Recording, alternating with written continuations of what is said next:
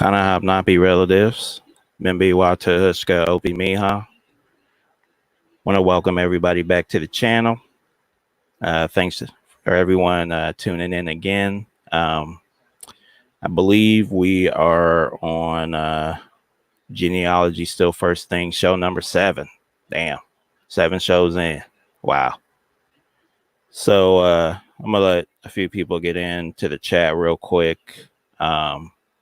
Again, I'm your host, Opemiha. I got my co-host, Love Legacy, in the building, and we also have a special guest. We got the brother Wanagi in here with us today, and he'll be in and out today with us. So, while we're going over the information, he'll pop in whenever he can. So before we get started, I'm gonna let Legacy go ahead and introduce himself. Say hi to everybody. Peace, peace. Kind of have nappy. How what's going on? It's Love Legacy. You already know. Back at it again. Oh yeah. We'll keep beating y'all heads in. Oh yeah, we're gonna keep with this info, man. Oh yeah. Got some new books too. I'm gonna show you guys a little later. But yeah, thanks Opie for having me on. Thanks for Wanagi for joining us, and especially for all the viewers. Absolutely. So before we get started, I'm gonna go ahead and excuse me. I'm gonna go ahead and say what's up to some of the people in the chat. Let's see. So I had to restart my thing real quick, but peace to Kudamayo. Appreciate you, brother, for showing up. Peace to Indigenous Copper Man. Thank you for showing up. Appreciate you, relative. Chickahominy Roots. It's an honor. Thank you for showing up again. I got Eric Monroe in the building. Peace, relative. Thank you for showing up. Miss Davita Carter. Honor, sis. Thank you. Miss Patricia C. Good to see you again. Thank you for showing up. We also have Grassroots Truth. Peace, fam. Thank you for being here. Kind of Hop Nappy, a new breed. Honor, bro. Thank you for coming in. Got Laney, 5813. Peace, sis. Always love. Thank you. I got Freeman, Lamar. Peace, bro. Thanks for coming in. I got my brother Kiowa in the building. Kind of Hop Nappy, bro. Thanks for being here. Miss Vicky Simmons. Appreciate you, sis, for showing up again. Peace to you. All right, so today, what we're going to be going over, I had a few people. I did a thing on the community page where I asked if people would be interested in hearing about the Register of Free Negroes. Just a little history on that. Most of the information I found on it is for the state of Virginia. I looked at like North Carolina and some other places, and I really didn't see a free Negro register. So the information that I am going to be reading from will be from Virginia counties, just to let everybody know. At some point, everybody, whenever you get a chance, in the comments or in the chat, hit me up and let me know, a county in Virginia that you'd like to hear about. And if they have the free register, I'll go ahead and read over it in a future live. I'll say what's up to a few more people here, and then we'll go ahead and get started. Sheba Lolo, peace, fam. Appreciate you being here. We got our brother Ron Redbird. Peace, bro. Kichiwa. I got Indigenous Original Copper Indian. Peace, family. Appreciate you being here. All right, y'all. I wanted to do one other quick thing. Many of you know, I believe her name is Copper Empress Fox. She does the show with Copper Hot Step and all the brothers over there in the UK. She did put in the last chat if I could do the Lawrence family history. So I'm gonna dig into that first and do that for her. I've known her on YouTube for quite a while, so this is for her. Much honor and respect to her. So let me get the screen share up, and we'll get that popping.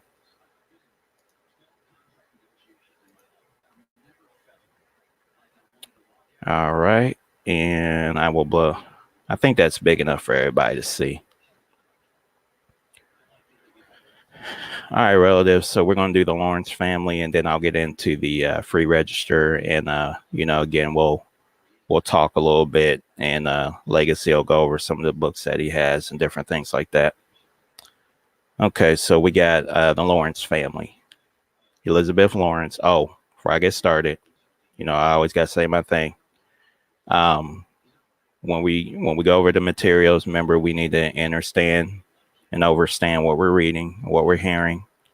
We got to eat the meat, spit out the bones. Okay, so we always going to do that on all materials. All right, let's go. So Elizabeth Lawrence, born say 1657, was a servant of Thomas Townsend, confessed to the Middlesex County Court on September 3rd, 1677, that she had a child by, I believe that name is Ananias. And it says her master paid her fine and posted bond for maintenance of the child. So Ananias may have been a slave. So, again, dodge the hijacks. And then it says she may have been the ancestor of. So first we have Alice, born say 1700.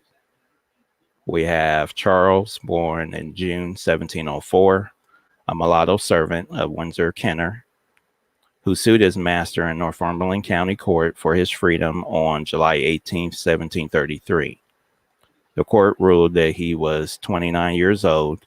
It would not be 31 until June 1735. Okay.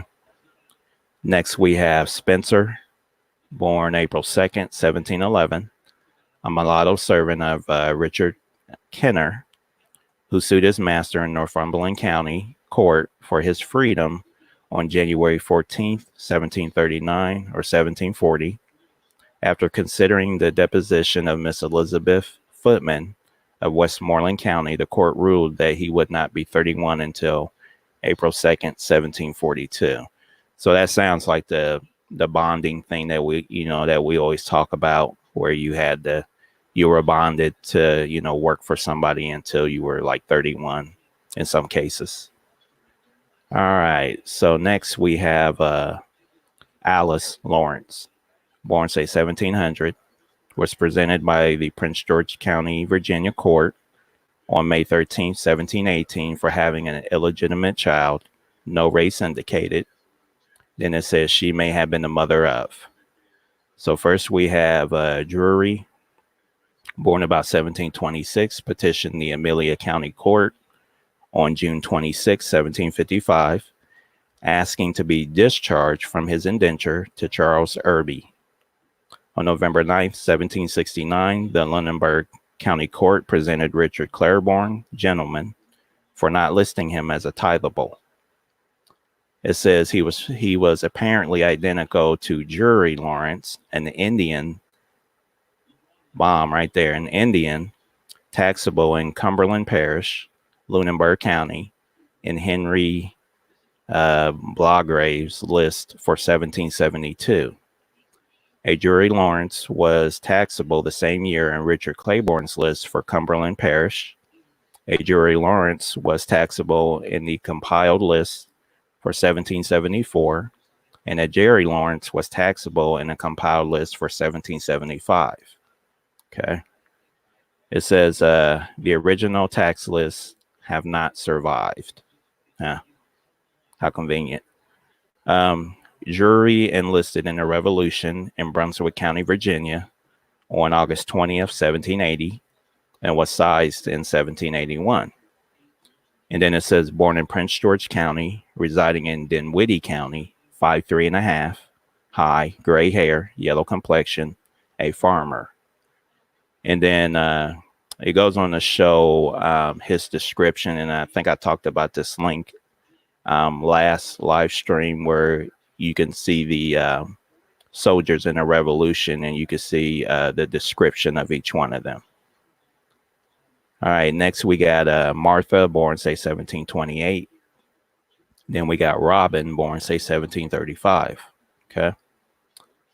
Martha Lawrence, born, say, 1728, was living in Brunswick County, Virginia on September 25th, 1751, when the court ordered the church wardens of St. Andrew's Parish to bind out her poor infant son, Richard Littlepage Lawrence.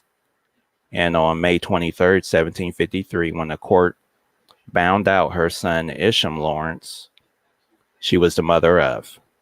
Okay, we got Richard, born, say, 1745. We got Isham, born, say, 1747. We have Frances, born, say, 1752, mother of a mulatto child ordered bound out to Elizabeth Woodward in Sussex County on July 17th, 1777. Then we got Martha, or Patty, born about 1754. Then we have a Fanny, born about 1756, a 47-year-old woman who did washing in Petersburg in 1803. All right, and then it shows that she's on a list of colored people in Petersburg, 1803 in the collection. All right, let's keep it moving. Next, we have Robin Lawrence, born, say, 1735, died before October 14th, 1786, when his widow Sarah married John Thomas, Brunswick County, Virginia Bond. He was called Indian Robin Lawrence when his son Woody registered in Charlotte County on April 15th, 1811. Sarah was called Sarah Thomas on the March 7th, 1796, Charlotte County marriage bond of her daughter Mason Lawrence, but was called Sarah Lawrence when she was taxable on a horse in Charlotte County from 1792 to 1795. And it says Robin and Sarah were the parents of.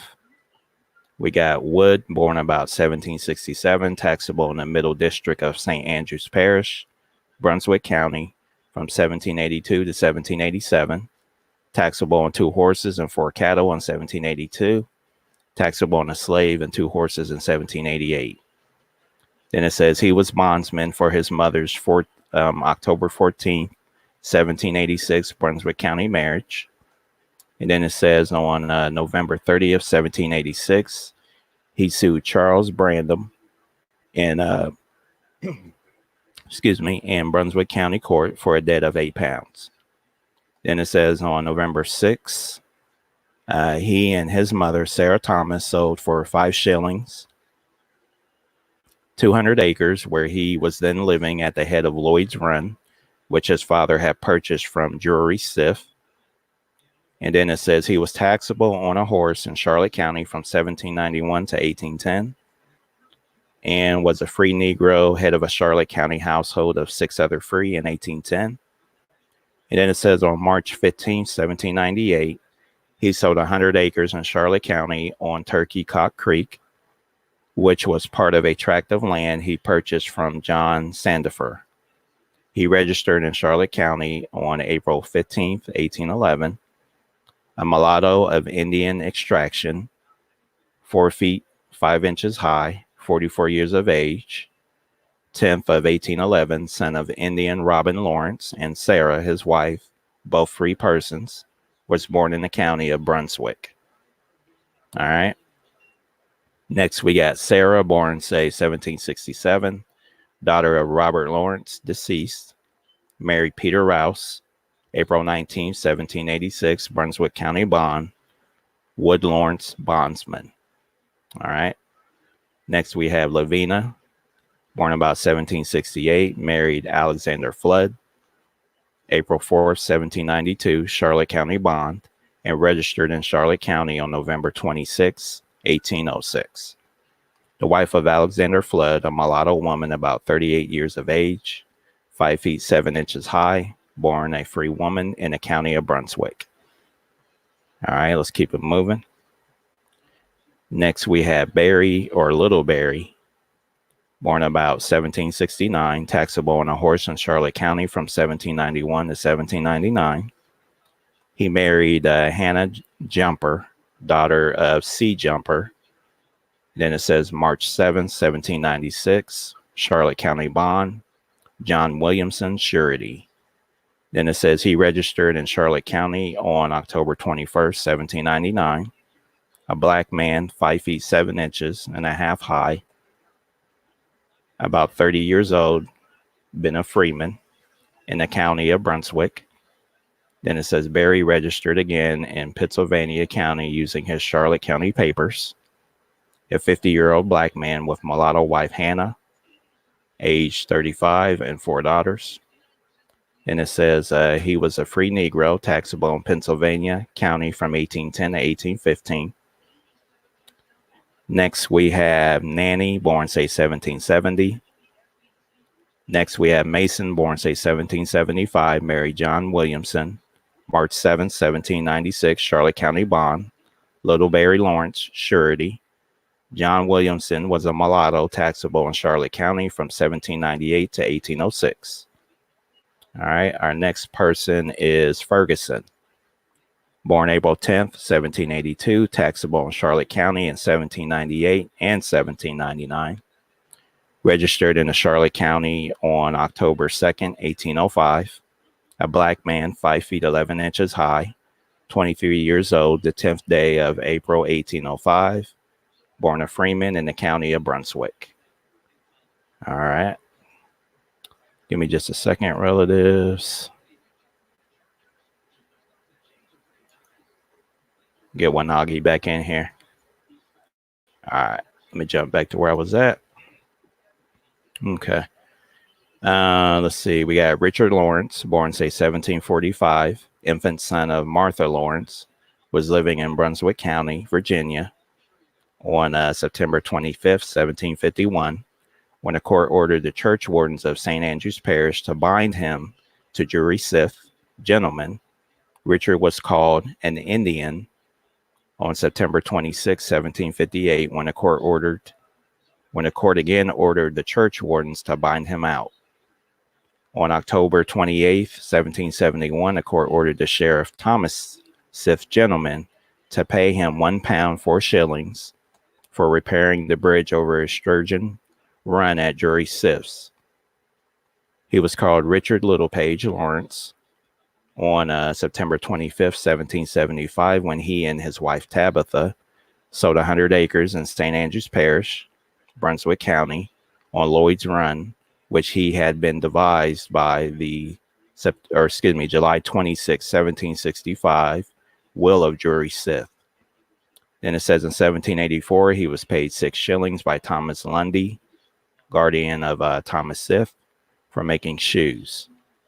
He was taxable in the Middle District of St. Andrew's Parish from 1784 to 1796, called Richard Littlepage Lawrence when he was listed with his son Miles in 1785.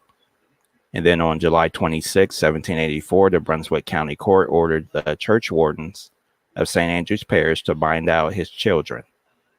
It appearing he does not take proper steps in bringing them up. And on September 24, 1787, the court ordered the overseers of the poor to bind out his son Zachariah. And then on August 25th, 1788, he was presented for living in adultery with Nancy Chavis. This was probably the case against him, which was dismissed on March 24, 1790. And then it says he was the father of. So first we have Miles, born, say, 1767, taxable in the Middle District of St. Andrew's Parish, Brunswick County, from 1784 to 1804, under the age of 21, when he was taxable in Richard Lawrence's household in 1784, called Richard's son in 1785, a mulatto, taxable from 1804 to 1807, crossed off the list in 1809. And then we have Sterling, born, say, 1769, taxable in St. Andrew's Parish, Brunswick County, from 1799 to 1814, a mulatto, taxable from 1804 to 1809, perhaps married to Tabitha Lawrence, who was listed with him in 1813. He was listed as a free Negro in 1814, probably identical to Sack Lawrence, who was taxable in St. Andrew's Parish from 1796 to 1798.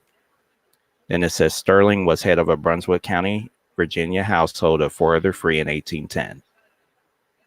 All right, next we got Winnie, born say 1771. Then we have Zachariah, son of Richard Lawrence, ordered bound out by the overseers of the poor on September 24th, 1787. All right. Legacy, did you have anything before I continue?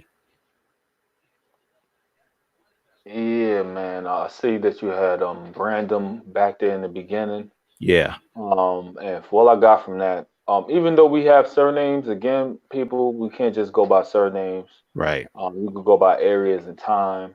And I'm not absolutely 100% sure. Maybe you would know Opie, but I think some of these Lawrences probably connected to our tribes, to our tribe or tribes, right? Mm-hmm. Being that they were in Amelia County at one time, I heard you say. But I see that Brandon had to get sued basically by another Indian. I'm like, it's the same stuff going on now. Like, Negro, give me my money. You owe me, Right. you owe me 8 pounds, man. Just because Oh, you yeah. don't like me, don't mean you don't have to pay me, man. And then I see you said one part about having a baby, I guess out of wedlock Yeah. with Chavis. Yes. Man, it's the same stuff going on now, man. It's Negroes in the projects. Oh, And yeah. this is back then, man. We gotta do better, man. We gotta do better. We gotta pay people on time. No, I'm just joking, but yeah, man. Also I saw something. I saw what part where you had I think a Richard Lawrence, and he said that he is at one point his name was Richard Sen. I kind of missed that. I want to go back to that because that might be Richard very Lawrence right important. here. Yeah, but I saw something that said Richard Sen. Said he was called Richard Sen, Yeah. and that was kind of crazy. I'm like, wait a minute. I think it was up some. Oh, was it? Okay. Let me see. Yeah, because if that's the case, if his first name was Richard and they call him Richard Sen, that's something that we don't want to miss. Because then that means when we do genealogy, we have to be looking for that. Right. Right. From Richard to Richard Sen, that's kind of crazy. Can't you like find it? Like find it in the page, put in Richardson and find it maybe? Like Richardson. Yeah, it said Richardson. He was called Richardson. Let me see. Big up to the Richardsons too. Oh, Oh yeah. yeah, yeah. That's our cousins right there. Look for it again. Hit the arrow. Hit the arrow. Yeah, it's only bringing me one result, and it's just Only one automatic result. here. Yeah. Oh, I don't know why. Or maybe it said Richard's son. He was called. It said he was called Richard's son. It might have been. I don't know. I know. I heard that. I was like, whoa. Wait a minute. Hold on. He was called Richard's son. I'm like, what? That's Right. crazy. But yeah, I'm gonna start looking for that, even though we can't take time to try to find it right now. Oh, But yeah. right No there, problem. whoa, whoa, whoa, it looked like you just passed it. Did I? It looked like you did. Yeah, go up again. Where's it at? I could have swore I just saw it, man. Shit. I know they did call him Richard Littlepage. Nah, before that, it was prior to that, to me hearing that. It said Richard's son. But There's a we're not gonna take a bunch of time, man. But okay. yeah, I'm gonna look for that now though because I heard that. I'm like, wait a minute, he was called Richard's son. I'm like, whoa, what's going on? Right. But yeah, again, surnames are not everything, man. It's a million surnames per tribe, so Yeah, no we doubt, can't get bro. lost in surnames either. Can't get lost in those either. So I'm pretty sure a lot of these Big fact. Lawrences are connected. Oh, yeah. Go ahead, Wanagi. You can go in. What's good to the tribe? Can y'all hear me good? Oh, yeah. We can hear you.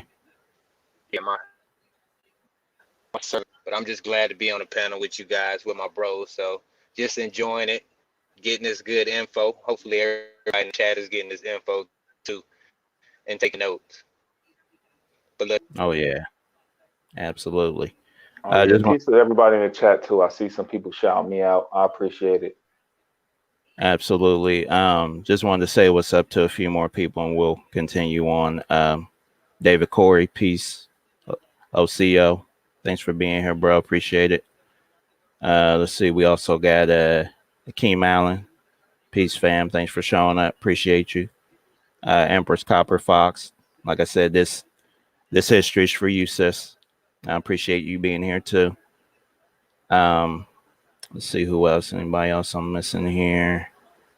I did see Ab TV. Appreciate you, bro. Aboriginal TV. Thank you for being here, bro. Much honor, much respect. Thank you. Got our brother Arthur Gray in the building. Relative. Thanks for being here. Sweet Kajik. Appreciate you as well. Thank you for showing up. And American Indian Wangapo. Appreciate you being here, fam. Let's see. You got Raw Jeweler. Peace, fam. I didn't get to shout you out in the beginning, but I saw you was here in the beginning. War Chief Red Lion. Much honor, brother. Appreciate you being here as well. I don't know if anybody's had a chance to see War Chief Red Lion, but the brother's on it with the Muskogee Creek history. So definitely subscribe to him and subscribe to everybody that's in the chat. Oh yeah, and if he's on that creek history like that, Man, he's on it, brother. I would want him to holler at me, Love Legacy 400 at Gmail, and give me some information that you may have, because I run into a lot of that, man. Creeks, and it's crazy, man. My head about to explode. So Man. if I could get any names, any surnames, areas, etc., because it's just a lot going on. I mean, Oh, yeah. it's to the point where I just want to spin around in Georgia or in Alabama, just be like, all right, you creek, man. That's it. Just creek, man. I'm gonna put your email in here real quick. Love Legacy 400 at Gmail. Okay. Yeah, I would definitely want some information. Any information on creek, because I mean I don't know everything. I'm still learning. I'm gonna have to take after I finish with this next 15 people I got, 15 or so people I have for this month. After that, I'm going to do another challenge. But then after that, I'm going to take a break and I'm going to just read. I'm going to bring our brother Kudamayo in here real quick, because there's something that he mentioned on his live that I just wanted to briefly talk about, but I know he's going to hit it on his on a future video. So, but peace, Kudamayo. Appreciate you being in here, brother. Hey, peace to everyone, man. Thanks for having me, Opie, man. I just wanted to join right here and give my input, or just be in the panel, because it's always interesting, your lives and how when you're doing your genealogy thing. There's a lot of little drops here and there, always with this info. So very interesting. A lot of people should definitely take notes, especially if they're from these areas or have these surnames in their family. Absolutely, absolutely. And again, much honor and respect for you being here, bro. Appreciate it. All right, y'all. We're gonna keep it moving with the Lawrence family here. So number 6, we had Isham Lawrence, born say 1747, son of Martha Lawrence, was ordered bound out in Brunswick County, Virginia, on May 23rd, 1753. He purchased 5, and then they got number blocked out, and a half acres on the south side of Flat Rock in Brunswick County for 150 pounds on August 8, 1780. It was taxable in Brunswick County from 1782 to 1794. Taxable on a horse and 2 cattle in 1782. And then it says he and Daniel Duggar were sued for a debt of 6 pounds in Brunswick County court on March 28, 1785. Then it says Otha Jumper sued him and his unnamed wife for trespass, assault, and battery. The suit was dismissed at the defendant's cost on April 26, 1785. And I just want to say something real quick about a lot of times, like Legacy mentioned, you're going to see our people suing, people for, whatever's going on. I'm pretty sure if you're a slave, you can't do that. So if you into this slavery, bondage, African slavery, I'm not sure how they, the master is giving you time to go to court.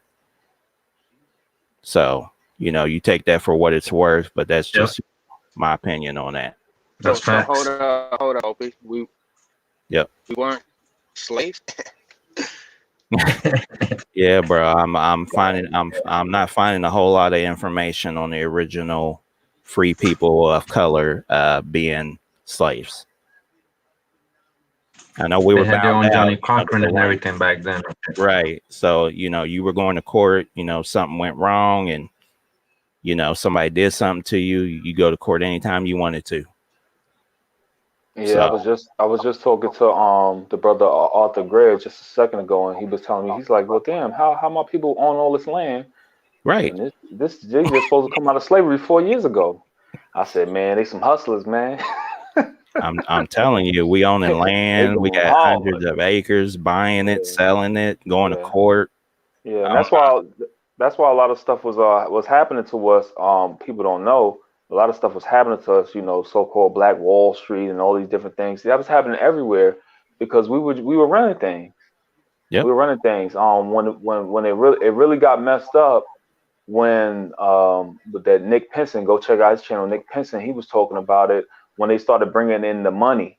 When they started bringing in the money, and we start falling under this new dollar bill and all this other stuff. That's when things started to really change and really. I mean, it was already bad for us, but really got bad for us when we went into the under that dollar because you could pay me $1 and then go pay the so-called white person next door $10 for the same thing. So now their wealth is going up and ours is going down. Oh yeah. Yep. Exactly. All right, y'all. I'm gonna keep it going here. He was taxable in London in Lunenburg County from 1795 to 1804.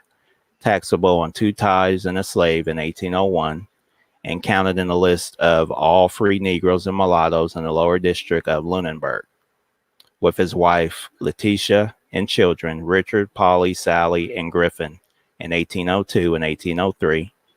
And then it says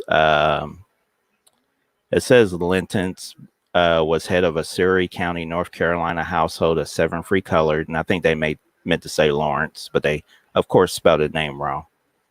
In 1820, Isham's children were Richard married Sally Barber, September 23rd, 1817, Surrey County, North Carolina bond, and was head of a Surrey County household of 5 free colored in 1830.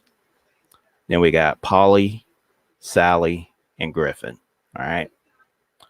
So next we have Martha or Patty Lawrence, born about 1754, registered in Petersburg on August 18, 1794, a dark brown woman with long black hair, 5 feet high, about 40 years old, born free and raised in Dinwiddie County. And then it says she was the mother of. So first we got Stiff, born about 1775, ordered bound out apprentice in Dale Parish, Chesterfield County on November 7th, 1783, and in June 1784. He registered in Petersburg on November 16th, 1796. A dark brown mulatto man, pitted with the smallpox, short knotty hair, stout and well made, 5 feet 9 inches high, 21 years old, born free and son of Patty Lawrence, a free mulatto woman, and raised in the county of Prince George. And then it says he was taxable in Petersburg from 1800 to 1804, listed in the Chesterfield County part from 1801 to 1804. It says a waterman in 1803, and then it tells where you can see where you can find this information. Okay. Next, we got Roddy, born about 1779, registered in Petersburg on August 14th, 1800. A dark brown mulatto woman, 5 feet 3 inches high, 21 years old, short bushy hair, holes in her ears for rings, born free and raised in the town of Petersburg. All right. Next, we got Peter, born about 1784, registered in Petersburg on January 19th, 1802, son of Patty Lawrence, a free mulatto woman. A dark brown mulatto boy, 17 to 18 years old, 5 feet 3.5 inches high, pitted with the smallpox. All right. Next, we got Fanny, born about 1774, registered in Petersburg on August 14th, 1800. A dark brown mulatto woman, 5 feet 1.5 inches high, 26 years old with bushy hair, born free and raised in the county of Prince George. And then she renewed her registration on July 15th, 1805. And it says it was a head of Petersburg household of one other free and a slave in 1810. All right. Next, we got Nancy Lawrence, born, say, 1770, was living in Brunswick County, Virginia on March 20th, 1808, when her son Willie registered. It says her children were. So we got Willie, born about 1787, a base-born child of color, bound to Edward Murden of Halifax County, North Carolina. On September 16, 1796, the court charged Murden and John Harrison with having sold him, then in parentheses it says, into slavery, and removed him from the state. He was apparently recovered because he registered in Brunswick County on March 20th, 1808. A mulatto man about 21 years of age, near 6 feet high, is reputed to be the son of Nanny Lawrence, a free woman residing in this county. Next, we got Thomas, born about 1792, registered in Brunswick County on May 25th, 1813. A mulatto man about 21 years of age, 5 feet 10 inches high, of a bright complexion, born free in this county, as appears by the certificate of John Elliott. All right. Next, we got Sarah, born about 1785, a base-born child, no race stated, bound apprentice to Maskoff Daly, spinster, by the February 18th, 1800 Halifax County, North Carolina court. Next, we got Phoeba, born, say, 1790, head of a Halifax County, North Carolina household of 3 other free in 1810. All right, next we got Winnie Lawrence, born, say, 1771, was the free mulatto mother of Francis Littlepage Lawrence, who was baptized in Bristol Parish, Virginia, on August 26, 1792. And it says she was the mother of. And we have Francis, born June 20th, 1791.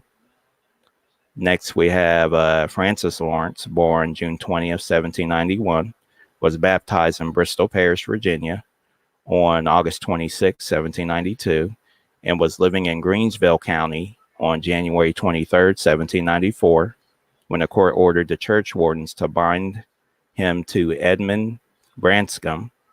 He was taxable in St. Andrew's Parish, Brunswick County, Virginia, in 1811, and registered in Brunswick County on March 28, 1820. About 28 years of age, 5 feet and 1/4 inches high, and of a yellow complexion, by occupation a carpenter, who it appears by the evidence of Thomas Lanier, was born free. He was head of a Halifax County, North Carolina household of 6 free colored in 1830, and was probably the father of. So first we got Willie, born about 1821, a 15-year-old boy of color, ordered bound apprentice to John Somerville by the Halifax County Court on August 15th, 1836. All right, and then it says other members of the Lawrence family were. So we have Moses, born, say, 1760, a mulatto, head of household in Buxton's list for the 1784 census of Nansemond County, and a free Negro, taxable on 4 horses and 2 slaves in Nansemond County in 1815. Then we got John, married Fee-Ribe Darden, January 10th, 1793, Southampton County bond, and was head of a Southampton County household of 7 other free in 1810. Next, we got Peter, born about 1772, registered in Petersburg on October 13th, 1794, a dark brown mulatto man, 5 feet 8.5 inches high, 22 years old, born free and raised in the county of Prince George. Next, we got Bilsey, head of a Washington County, Virginia household of one other free in 1810. Next, we got Fed, born, say, 1780, a mulatto lad who ran away from Edward Harrison of Prince George County, according to an ad placed in a Virginia newspaper on August 18, 1792. And then it goes on to say members of the Lawrence family in Essex and Westmoreland counties were. So we got John, a free mulatto overseer living in Ronan's Land in Westmoreland County in 1801. Then we got William, head of a Westmoreland County, Virginia household of two other free in 1810. Next, we got Jane, head of a Westmoreland County, Virginia household of two other free in 1810. Next, we have Cornelius, born about 1797, obtained a certificate of freedom in St. Mary's County, Maryland on November 28, 1816. Age 19 years, light complexion, born free, and registered in the Essex County, Virginia on June 21st, 1824. Says born free by certificate of St. Mary's County, Maryland, 27 years of age. All right, relatives. So that is the Lawrence family. And again, I did that for Empress Copperfox. I know she's been wondering about the history on them here. And hopefully, sis, that gives you some help in finding, some genealogy leads. Panel, did you have anything that you wanted to add? I got something. Yeah. Right here, I'm on Native American roots. At Lawrence, it says 3 contemporary Indian Lawrences who lived in Amelia County and Brunswick County and were likely siblings of Martha Lawrence, Drury Lawrence, who you mentioned, and Robert Lawrence and Robin Lawrence. Drury is the only one mentioned in Amelia County when on June 26, 1755, he was asked to be discharged from the indenture of Charles Irby. Charles Irby was a justice and prominent landowner in the area of Amelia County where the Saponi cabins were reported. By 1772, Drury Lawrence was living in Lunenburg County, Virginia, when he was taxed as an Indian in Cumberland Parish. Martha Lawrence's son, Richard Little Page Lawrence, born in 1747, was called an Indian when he was bound to Drury Stiff Jr. in 1751 in Brunswick County, Virginia. Drury Stiff Jr. was the son of previously mentioned Colonel Drury Stiff and nephew of the previous mentioned Ann Stiff, who married Robert Bowling Sr.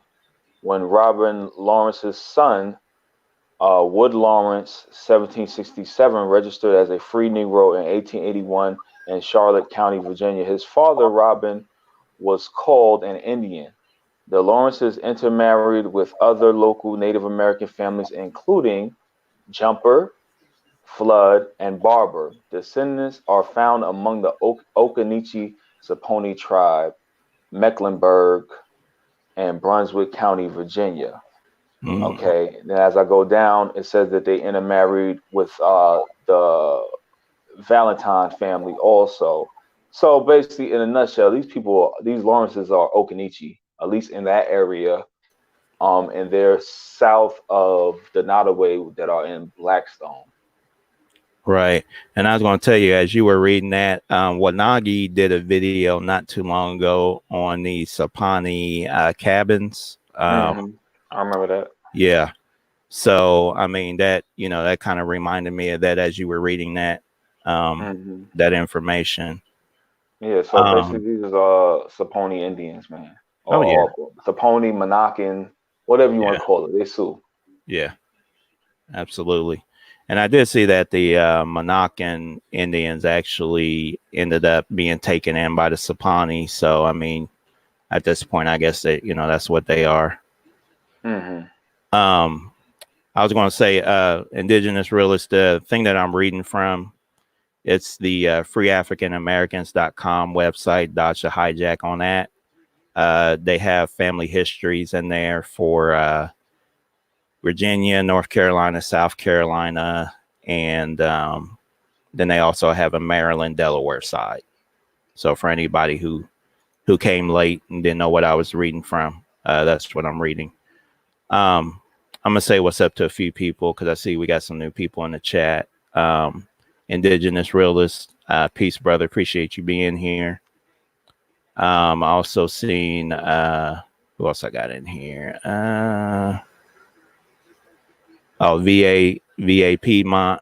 Appreciate you, bro. If you guys haven't had a chance to check out VA Piedmont, he's on Instagram. Has great information. I believe he is Catawba Indian blood. I could be wrong on that, and I apologize if I said that wrong. But he's got some great information on Instagram. So if you're not following him, definitely should do that.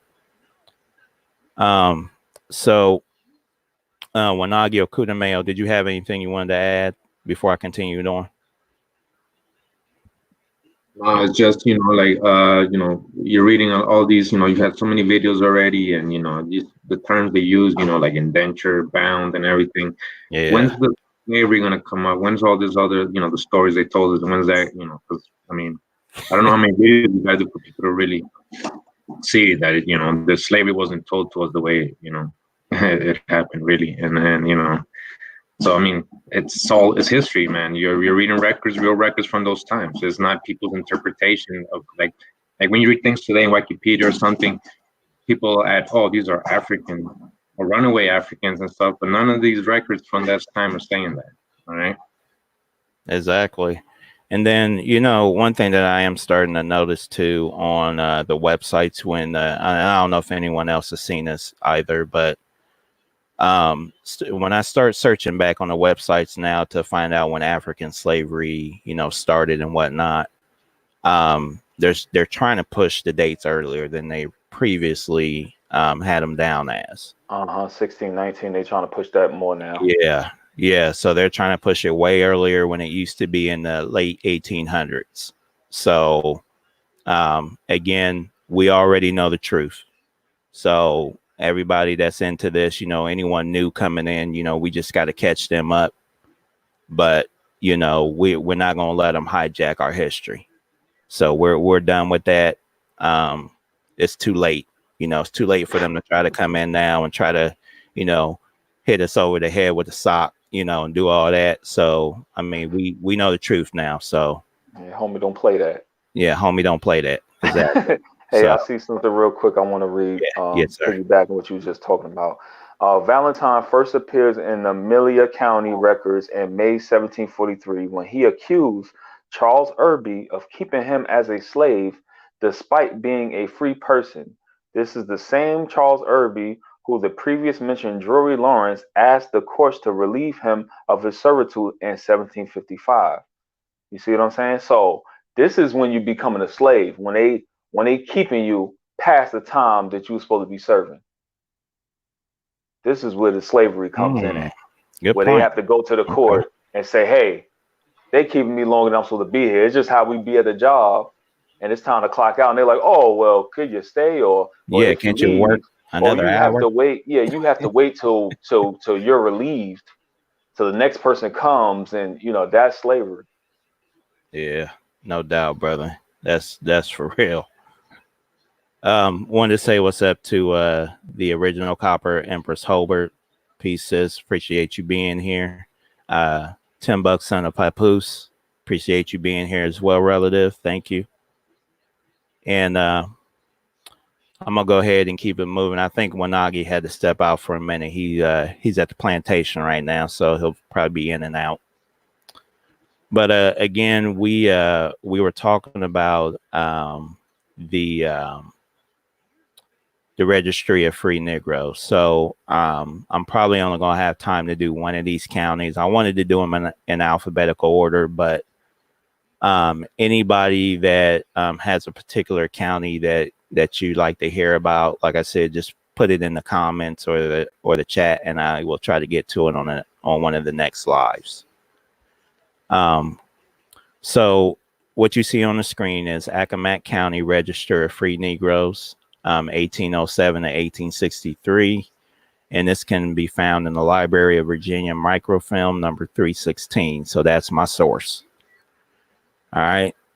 So I'm going to read through this, and as I'm reading through it, I'm going to point out some things that I've seen, and then, I'll let the brothers on the panel give their commentary as well. So first it says, it gives a little description here. It says entry number, name, approximate date of birth, color, stature, whether emancipated or born free. Okay, so you're going to see the difference here when they're describing this. It says it includes the first 123 names, then only a few per page until number 1597. And then it says original list continues to number 1743. Okay. So our first person on the list is going to be Emerson Sample. And again, this is Accomack County. So for anyone who had people in that county, this is that county. It says his birth date is April of 1785, dark mulatto, 5'6" and 1/8, born free. Okay. Next we have Zeb. Birth date 1755. It says black, a little light. So you're going to get some weird descriptions of their color here. So just keep that in mind. 5'5". It says emancipated by deed from John S. Kerr in Accomack County. Next, we got Sacker Teague, July 1785, a light black, 5'10" and a half, born free.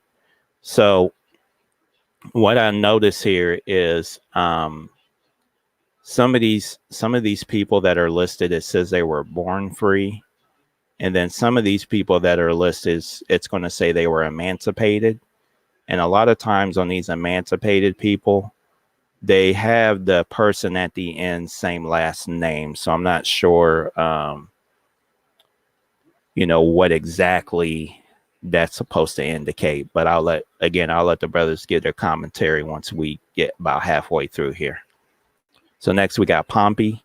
He was born 1775, light black, 5'9" and a half, emancipated by deed from John S. Kerr.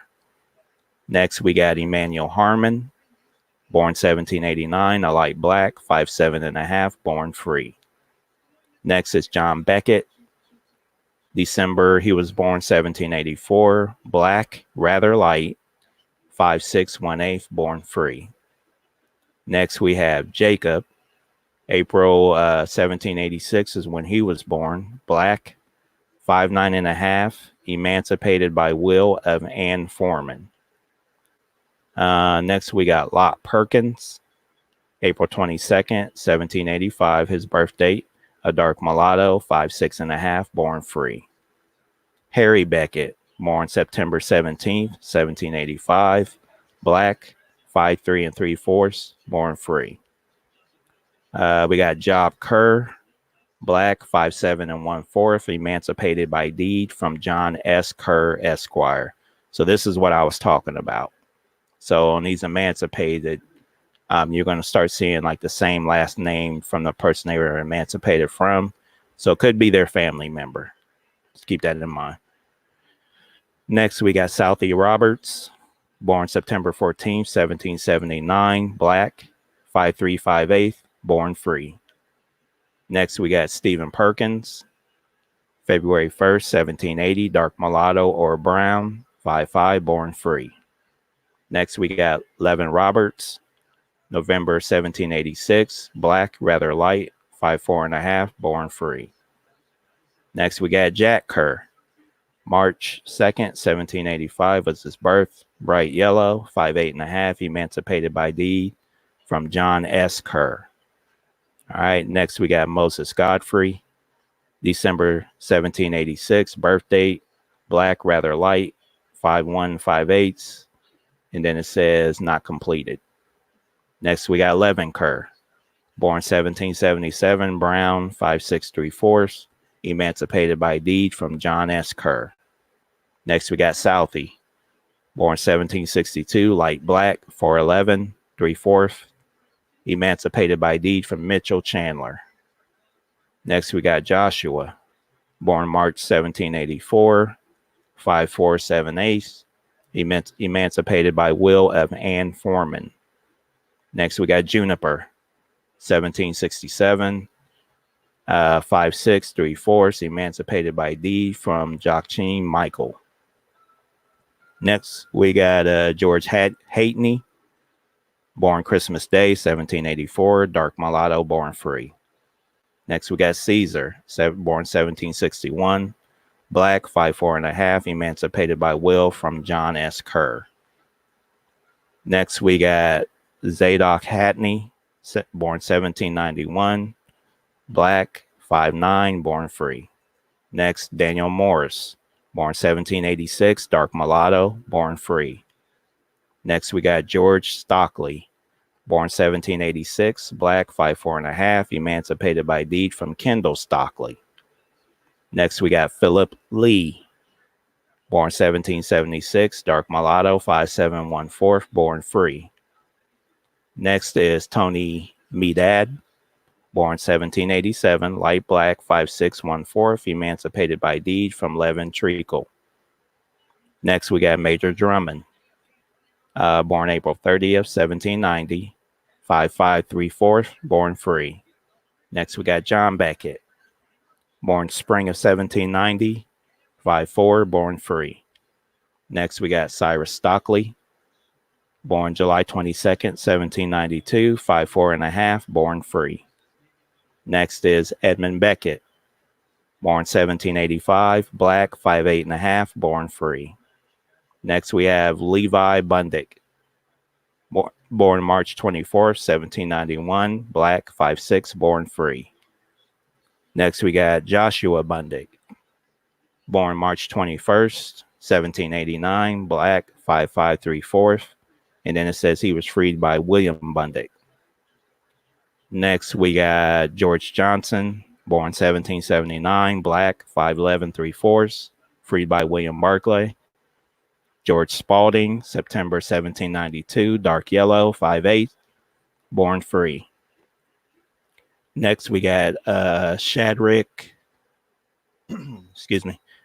Melson, born 1766, 5'9", 3/4", freed by Nancy Melson, Noah Melson, and William White by deed, dated November 28th, 1803. Next, we got Robert Roberts, born 1778, black, 5'9", 1/4", born free.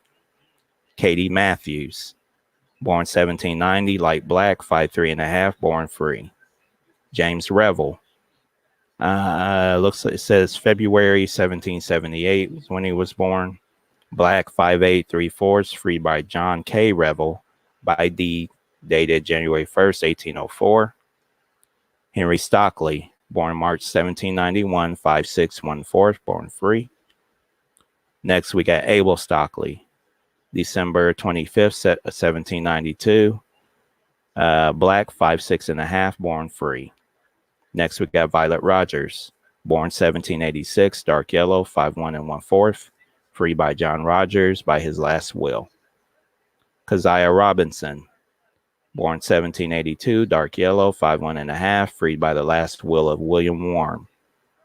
Next, we got Rose Polson, born 1768, light black, 4'11", emancipated by John Polson by deed. George Downing, born 1785, light black, 5'7", emancipated by William Downing by deed. Levi Brown, born October 10th, 1787, dark yellow, 5'9", born free. Isaac Stockley, born 1788, black, 5'8", 3/4", emancipated by Kendall Stockley by deed of manumission. All right.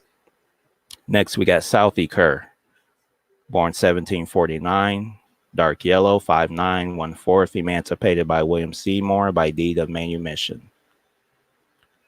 Legacy or Kudameo, did you have anything you wanted to add? Or I can just keep going. You can continue. All right, I'll keep it moving.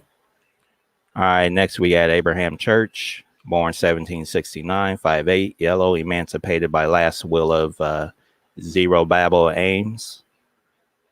Next we got Jency Meir, born 1766, 5'5", yellow, emancipated by Ann Meir by deed of manumission.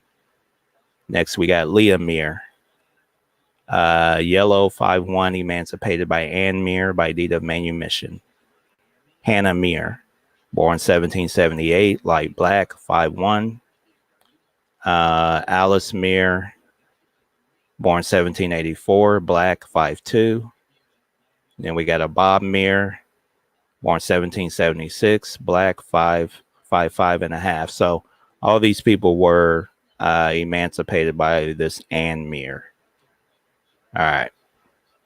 Next, we got Joshua Johnson, born 1769, yellow, 5.5, emancipated by William Milburn by deed of manumission. Joe Polson, senior, born 1743, light black, 5.6 1/4, emancipated by John Polson's deed of manumission. Next, we got Joe Polson, Jr., born 1799, black, 5 feet, born free. Sam Polson, born 1778, light black, 5.5 1/4, emancipated by James Polson, deed of emancipation. All right. Next, we got Judah Ames, born 1788, light black, 5'1 3/8, emancipated by Zerubbabel Ames by his last will. Next, we got Elsie Shea, born 1782, dark yellow, 5'1, born free. Stephen Medad, born 1779, light black, 5'4 1/4, emancipated by Levin Treacle by deed of manumission. Daniel Gustus, born 1781, 5'8 1/2, emancipated by William Marshall by deed of manumission. Next, we got John McKeel, born August 21st, 1793, 5'5 1/2, born free. Next, we got Sam of Jenny, alias Sam Beckett, yellow, 5'5", emancipated by Ann Meir by deed of manumission. Peter West, born 1794, yellow, 5'4", emancipated by Elizabeth West by deed of manumission. Next, we got Reuben Bundick, born 1793, light black, 5'4 1/2, born free.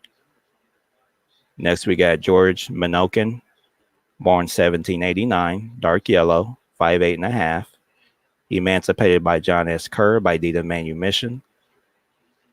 Abel Seymour, born 1788, light black, 5'4 7/8, emancipated by William Seymour by deed of manumission.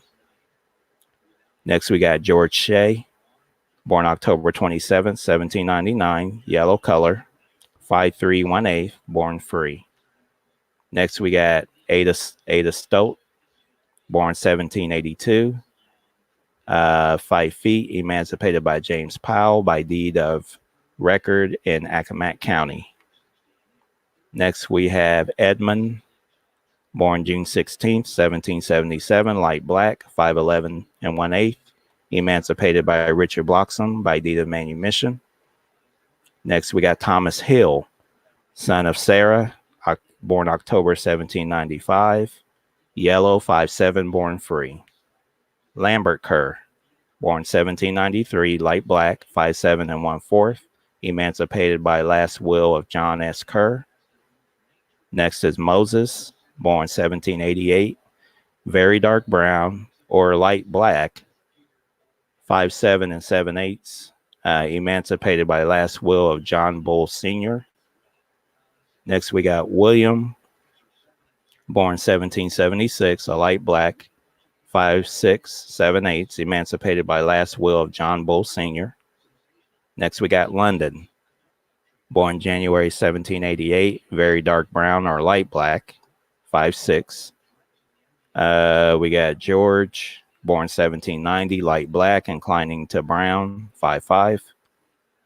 Next, we got Isaac Beckett, born December 1793, light black, 5'9", born free. Next, we got Adam, born 1793, very dark yellow or very dark brown, 5'3 1/2, emancipated by last will of John Bull, deceased. Next, we got Levin, born 1795, dark yellow color, 5'4 1/2, emancipated by Abel West by deed of manumission. Peter Bundick, born 1795, light black, 5'6", born free. Jacob Lane, born 1764, light black, 5'6", emancipated by Francis Lane by deed of manumission. James Stevens, born 1793, dark yellow, 5'7", born free. Next, we got Thomas Francis, born March 24th, 1796, yellow, born free.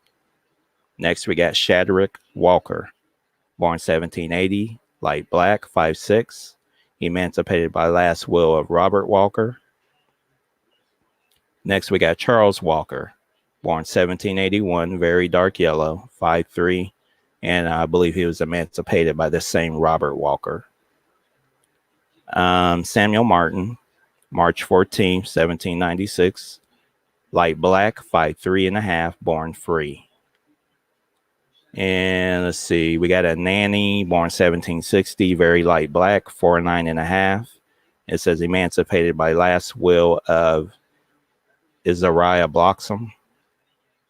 Next, we got Spencer Kerr, born 1771, very dark yellow, 5'7", 3/4", emancipated by John S. Kerr by deed of manumission.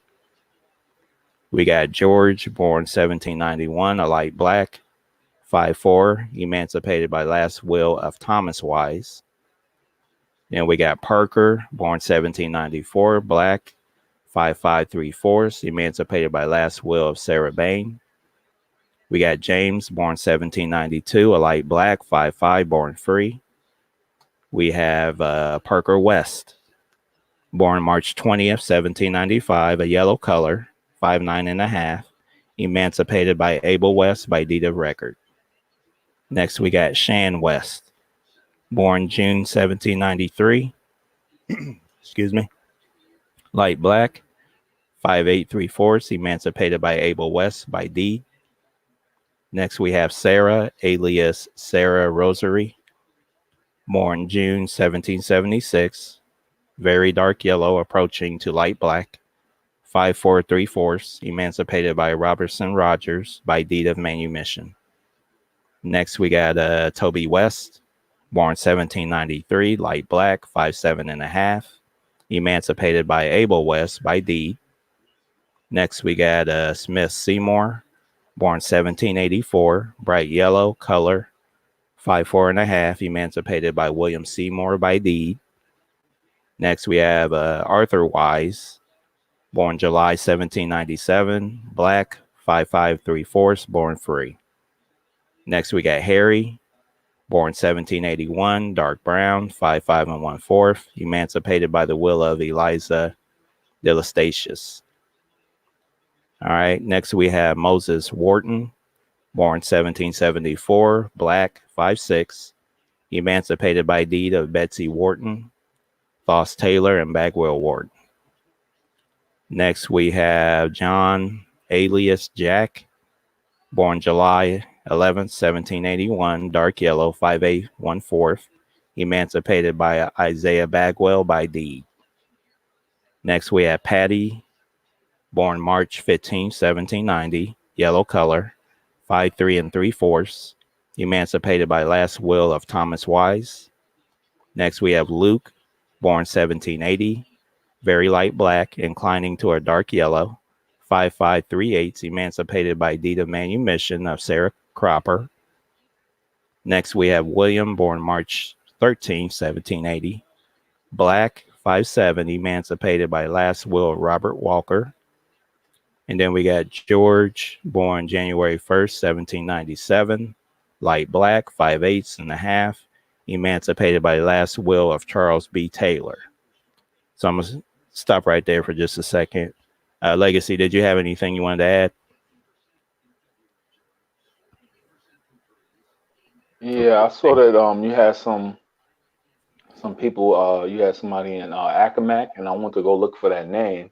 I couldn't find that name, but I did find something that says Cotton, Hutchinson, Charlton or Charleston, Eyre, Eaton, Oldham, Stone, Neal, Andrews, Blackstone, Howe, and Christian. So if anybody's in that area on that eastern shore, you may be connected to the Accomack through those surnames, or at least some tribes with on that shore. But yeah, that's about it. I mean, you got a lot of names there. That's a lot of names. I can't Yeah. even. It's a So lot. I did see you had a Mir.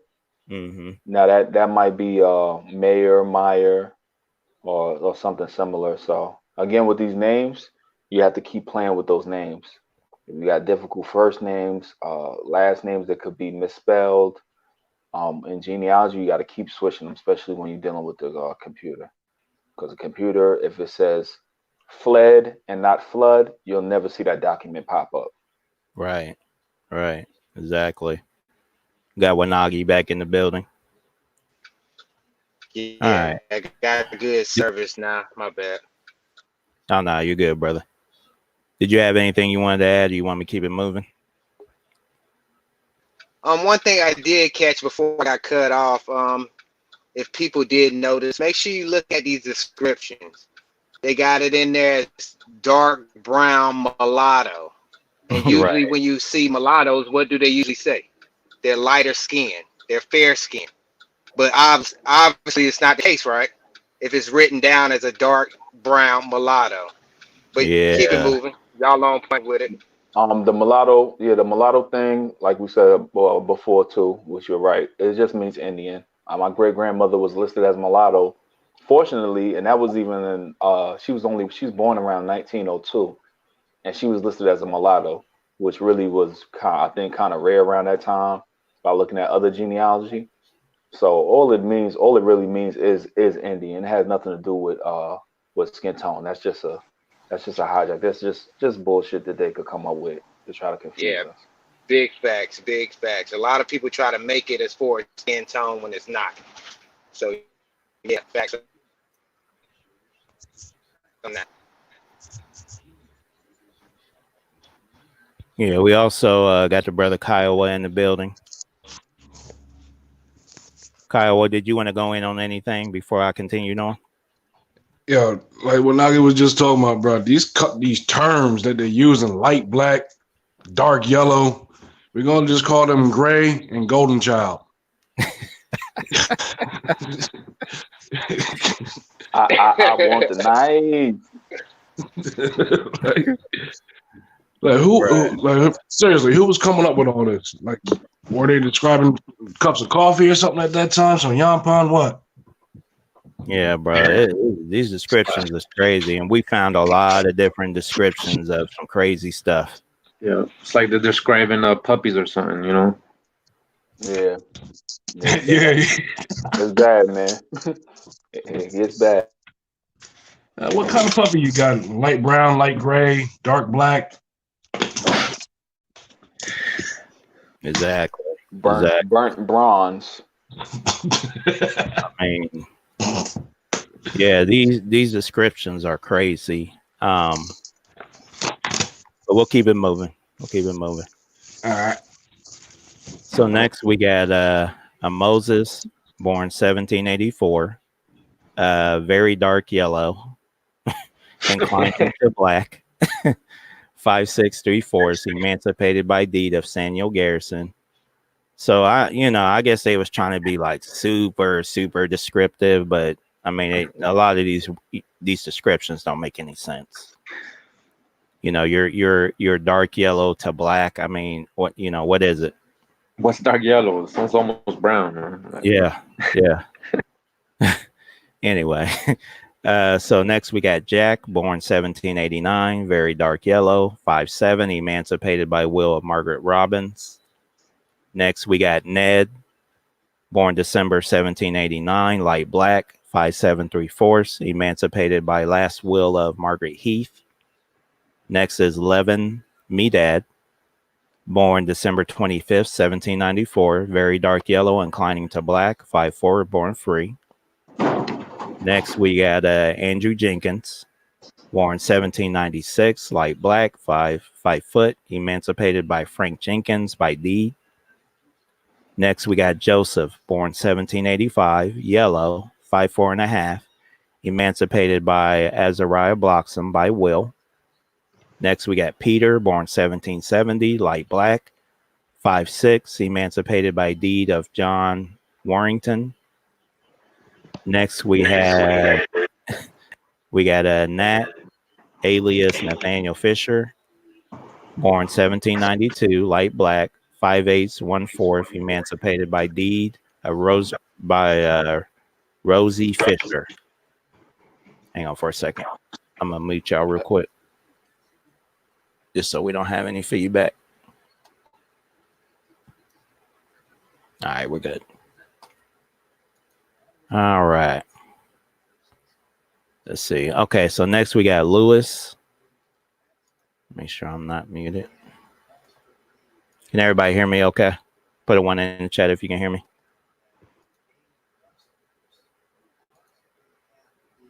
All right, I think I'm good. Okay. So next we got Lewis, alias Lewis Custis, a light black inclining to yellow, 5'6", 1/4", emancipated by the will of William E. Custis. Then we got Wilson, alias Wilson Custis, born 1797, dark yellow, 5'8" and 1/16", emancipated by last will of William Custis. Hey, Obi. Yes, sir. Could you break down emancipation? So that way we get a little clearer picture of that. Yeah. So let's do this. Let's put up the etymology of it, so we can be clear on it. I'm glad you brought that up. Emancipation, you said? Yes, sir. I know I'm spelling this wrong.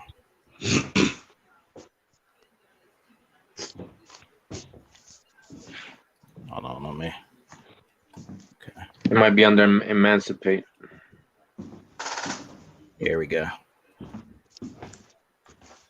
So let's check it out, see what it means. All right, so I'm going to go ahead and read this etymology of emancipate. And then there's emancipated and unemancipated and all that.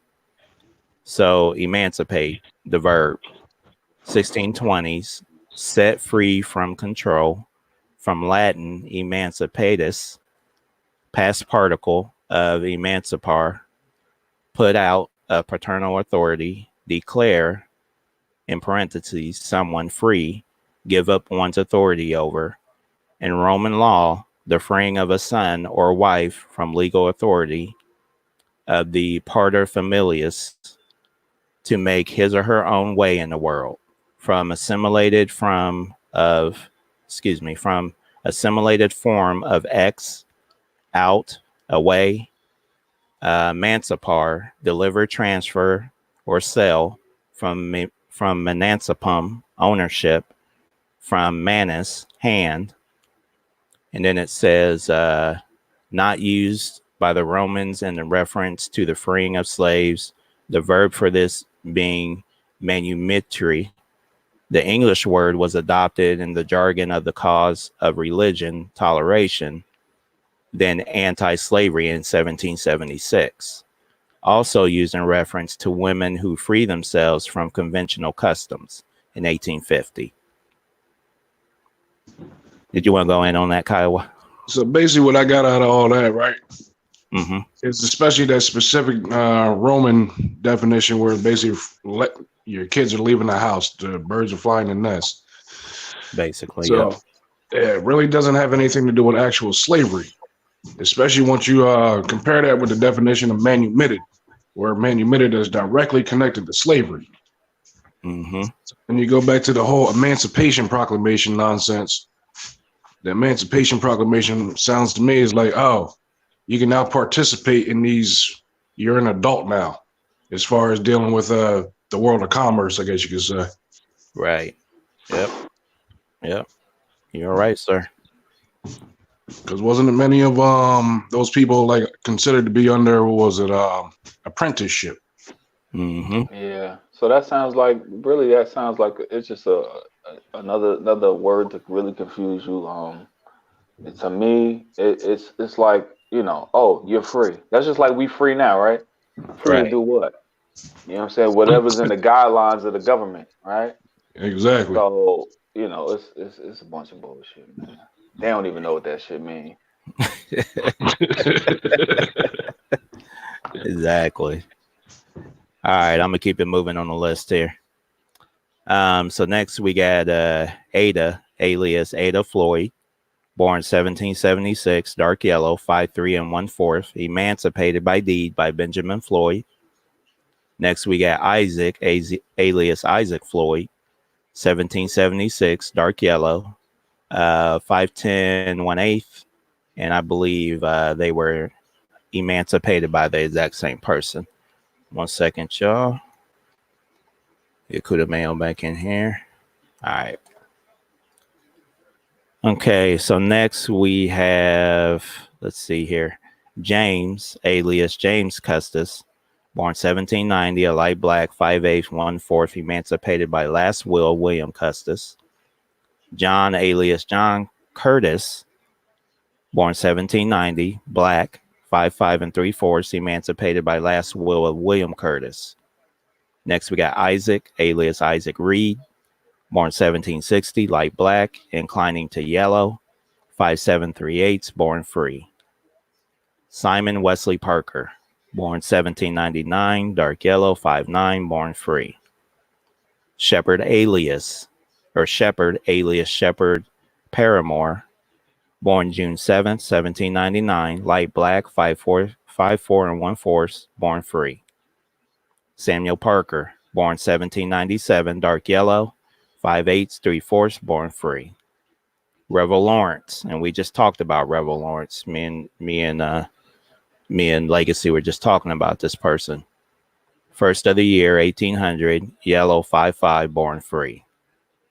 Simon Parker, born 1760, black, inclining to yellow, 5'6", emancipated by deed from Zerubbabel Joinus. Next, we got Arthur, alias Arthur Walston, born 1790, black, 5'3" and a half, emancipated by deed, a manumission from Samuel Watson. Next, we got Alice, alias Alice Walston, born 1795, light black, inclining to yellow, 5'3" and a half, emancipated by deed from Samuel Walston. Next, we got Jacob, alias Jacob Harmon, born 1799, yellow, 5'5", born free. Next, we have, Shadrach, born March 4th, 1782, light black, inclining to yellow, 5'6", emancipated by will of William Selby. Next, we have Cyrus Rossero, born 1762, a light black, inclining to yellow, 5'3", emancipated by deed from Mary Griffin. Next is James Gladding, born about, and then it doesn't say, a mulatto, 5'8" and a half, born free. Levi Teague, 1797, light black, 5'6" and a half, born free. Peter Sample, born 1798, black, 5'3" and a half, born free. Leah Medad, year of birth blank, light black, 5'4" and 1/8, emancipated by deed from Levin Teagle. Next, we got Robert Bailey, born 1791, black, 5'6" and a half, emancipated by Edmund Bailey, by deed of manumission, recorded in Accomack County. Next, we got Littleton Sample, born 1799, very yellow complexion, 5'5", born free. Nancy Stevens, born 1790, light black, 5'5" and a half, born free. Ezekiel Beckett, born 1806, light black, 5'8" and a half, born free. Henry Beckett, 1803, light black, born free.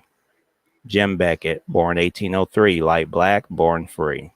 Peter Beckett, born December 25th, 1803, light black, 5'3" and 3/4, born free. Then we got Polly Lanaway, born 1779, yellow complexion, 5'3" and 1/4, born free.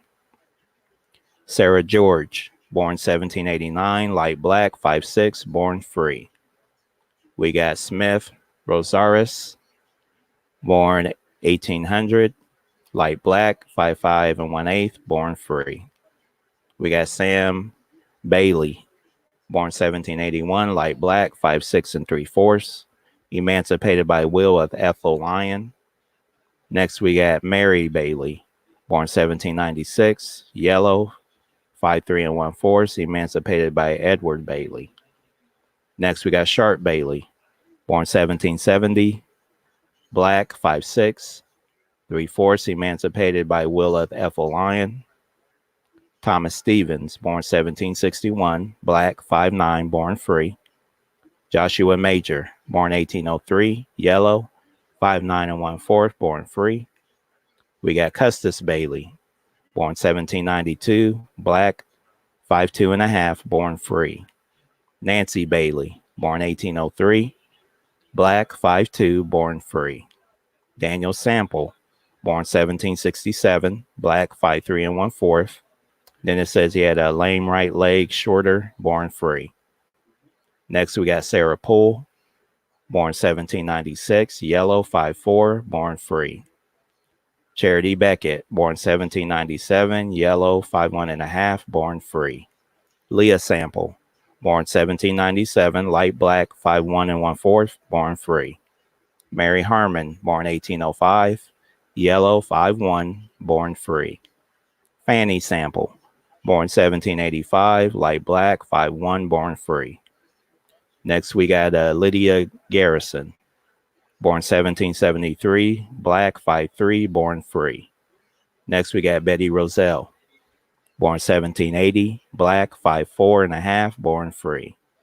Next, we got Anna Bailey, born 1804, light black, 5'4". She was born free as well. Jenny Bailey, born 1809, light black, 5'3", born free. Frank Bailey, born 1793, black, 5'5", 3/4, born free. James Bailey, born 1810, yellow, 5'10", born free. So this Bailey family were always free, basically is what that's saying. Marshall, I'm sorry, go ahead. Somebody had something. Yeah, the whole I'm listening to these surnames, right? Like the Bailey, that sounds like an occupation, like bales of hay type thing like that. Occupation. Then you got Garrison. Isn't that like a military thing? Yes, sir. Yep, you got it. So I wonder if they were like basically the warrior branch of a tribe. That's a good point. Good point. All right. Continue. Next, we got Marshall Teague, born 1795, black, 5'7" and 1/2, born free. Next, we got Ada Bailey, born 1809, light black, 5'7" and 1/2, born free. Rosary, born 1800, black, 5'1", 3/4, born free. Nancy Beckett, born 1785, yellow, 5'2" and 1/2, born free. We got Rosie Beckett, born 1783, black, 5'2" and 1/4, born free. Isaac Sample, born 1802, black, 5'4", born free. We got Sabra Sample, born 1780, black, 4'11", born free. We got Sabra Teague, born 1800, light black, 5'5", born free. Esther Perkins, born 1773, yellow, 5'5", 3/4, born free. Katie Perkins, born 1797, yellow, 5'5", born free. Annis Perkins, born 1784, 5'2", born free. Nancy Perkins, born 1808, light black, 5'5", born free. Peggy Sample, born 1782, black, 5'3", born free. Mary Sample, born 1803, black, 5'1" and 1/4, born free. George Perkins Sr., born 1780, dark yellow, 5'7" and 1/2, born free. Nancy Perkins, born 1795, dark yellow, 5'2", born free. Next, we got Charles Webb, born 1760, black, 5'8", 3/4, born free. Sarah Webb, born 1762, light black, 5'3" and 3/4, born free. Ada Beckett, born 1802, dark yellow, 5'2", emancipated by will of John Robbins. Leah Roberts, born 1792, black, 5'2" and 1/4", born free. Levin Perkins, born 1788, light black, 5'7" and 1/4", born free. Alicia Harmon, born 1789, yellow, 5'3" and a half", born free. Comfort Bailey, born 1802, black, 5'2" and 1/4", born free. Then we got John Smith Sample, born 1780, black, 5'1" 3/4", born free. Catherine Sample, born 1797, light black, 5'5" 3/4", born free. We got Armistead Teague, born 1781, dark yellow, 5'4" and 1/4", born free. And did you guys want to add anything before I finish this out? Yeah, that last name Teague, right? Out here on the Eastern Shore, you got many Teagues. Like you got the Assateague, Chincoteague, Pungateague. These are all like little different Indian tribes out here too, which I believe they're actually all Algonquin. And over here, basically, like I think they are like on the barrier islands of like from Maryland down to Virginia. But I noticed that driving through there a lot, there's a lot of these Teagues that go through there. So I'm assuming that's where that surname probably came from. Oh, yeah. So most likely Algonquin surname. Definitely. Good point. So next we have, let's see here.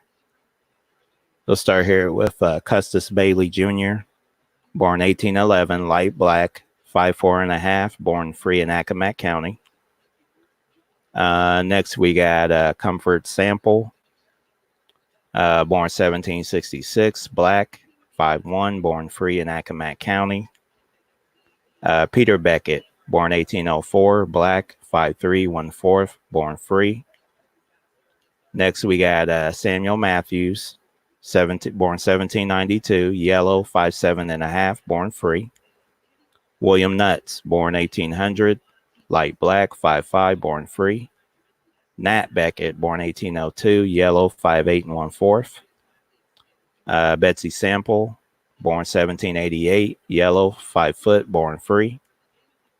Charles Sample, born 1797, black, 5'7", born free. Katie Matthews, born 1796, black, 5'2", 3/4", born free. Sally Matthews, born 1782, black, 5'2", born free in Accomack County. We got Keziah Bailey, born 1808, light yellow, 5'5", born free. Esther Harmon, born 1779, light color, 5'5" and 1/4", born free. Next, we got Tom Bevins, born 1770, yellow, 5'2" and a half", born free. Peter Bevins, born 1767, light yellow, 5'4", born free. Peter Thompson. Sorry to cut you off, bro. No, you're good, bro. And Bevins. Now, the first thing that popped in my head was Michael Bivins from what you call? I can't think of the name right now, but From the group. Yeah. Or New Edition. Yeah. And if I remember correctly, some of them were actually from like the Virginia area. Yeah, I think you're right. I think you might be right. I'm sure people in the chat probably know. It's connected. It's connected to a tribe. I can't think of what tribe it is right now. But yeah, Bevins, Blevins. Yeah. Oh, I think that goes back to Tuscarora, don't it? Possibly. I know I've heard it before. I know I've definitely heard it before. But go ahead, Oak. Okay. All right. So let's see. Next, we're gonna do Nicey Bailey, born 1784, yellow, and it says registration not completed. Next, we got Hetty Bailey, born 1803, black, 5'2", born free. Rosie Beckett, excuse me, born 1764, black, 5'2" and 1/4", born free. William Beckett, born 1794, black, 5'4" and 3/4", born free. Rebecca Beckett, born 1810, black, born free. We got Tabby Sunkett, born 1815, black, 5'3", born free. Levin Roberts, born 1780, black, 5'3", 3/4", born free. Edmund Bailey, born 1812, light black, 5'9", born free. Next, we got Ann Beckett, born 1812, black, 5'1½", born free. Peter Beckett, born 1814, yellow, 5'7½", born free. Rachel Beckett, born 1785, black, 4'11 2/4", born free. Armstead Beckett, born 1813, dark chestnut, 5'9", born free. James Bailey, born 1793, black, 5'8", emancipated by John Bailey by will. Next, we got Darky Bailey, born 1788, light black, 5'1 1/4". Sam Beckett, and I'm sure they meant to put Beckett, born 1816, copper color, 5'3 3/4", born free. Deborah Sample, born 1778, black, 5'3", born free. Edmund Bailey, born 1815, black, 5'9 1/2", born free. Eliza Beckett, born 1814, light black, 5 3/4", born free. George Beckett, born 1818, yellow, 5'6 1/4", born free. Edmund Bailey, born 1819, chestnut color. Now, some of these, it sounds like they're starting to repeat. So let me skip down here, see if there's any names we're missing, because all these are the same Beckett's and Baileys. So I'm gonna skip past all this. Okay, so that pretty much completes the list for Accomack County. And again, like I said, getting down here towards the end, it looks like they're starting to repeat some of the names and the birth dates. So that's about 1,600 people on this list for Accomack County. So all of the free people of color register is about that long. So like I said, we'll hit up a different county next time. But I was going to ask, did any of you brothers on the panel have anything you wanted to comment about what you heard? Well, in my case, if you've been following me for a while, my first couple videos, I was trying to read out the descriptions they were giving the Indians, how they looked, and these old books, these personal accounts, and you'll see that it's the same thing how they're describing everybody here. They're use the exact same words, like yellow, bright yellow, dark mulatto, chestnut, tawny, swarthy, all that, like copper. So, Yeah. so how do you, how can you tell a country or ethnicity based on that, Yeah, it's pretty hard to tell. Since I've been reading for a little bit here, I want to say what's up to some of the people in the chat.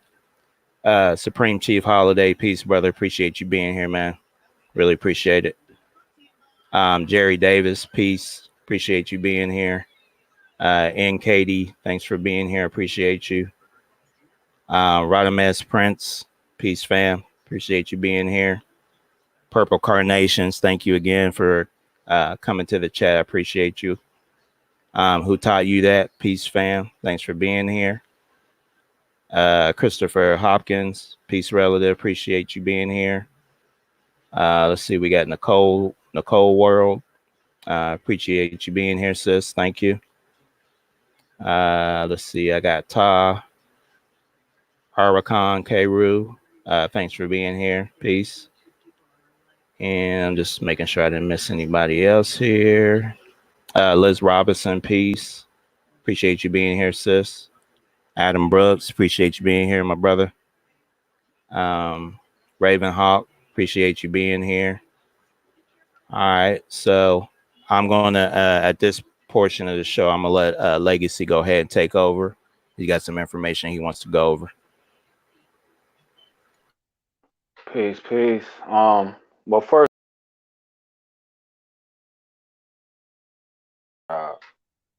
um, so that's the name that's connected with the Saponi-Catawba. And then the Repeat Bailey that real quick. names, the Blevins or Bevins is Saponi-Catawba. It's actually on the list of core names. Okay. We don't hear it that often, so you know how that is.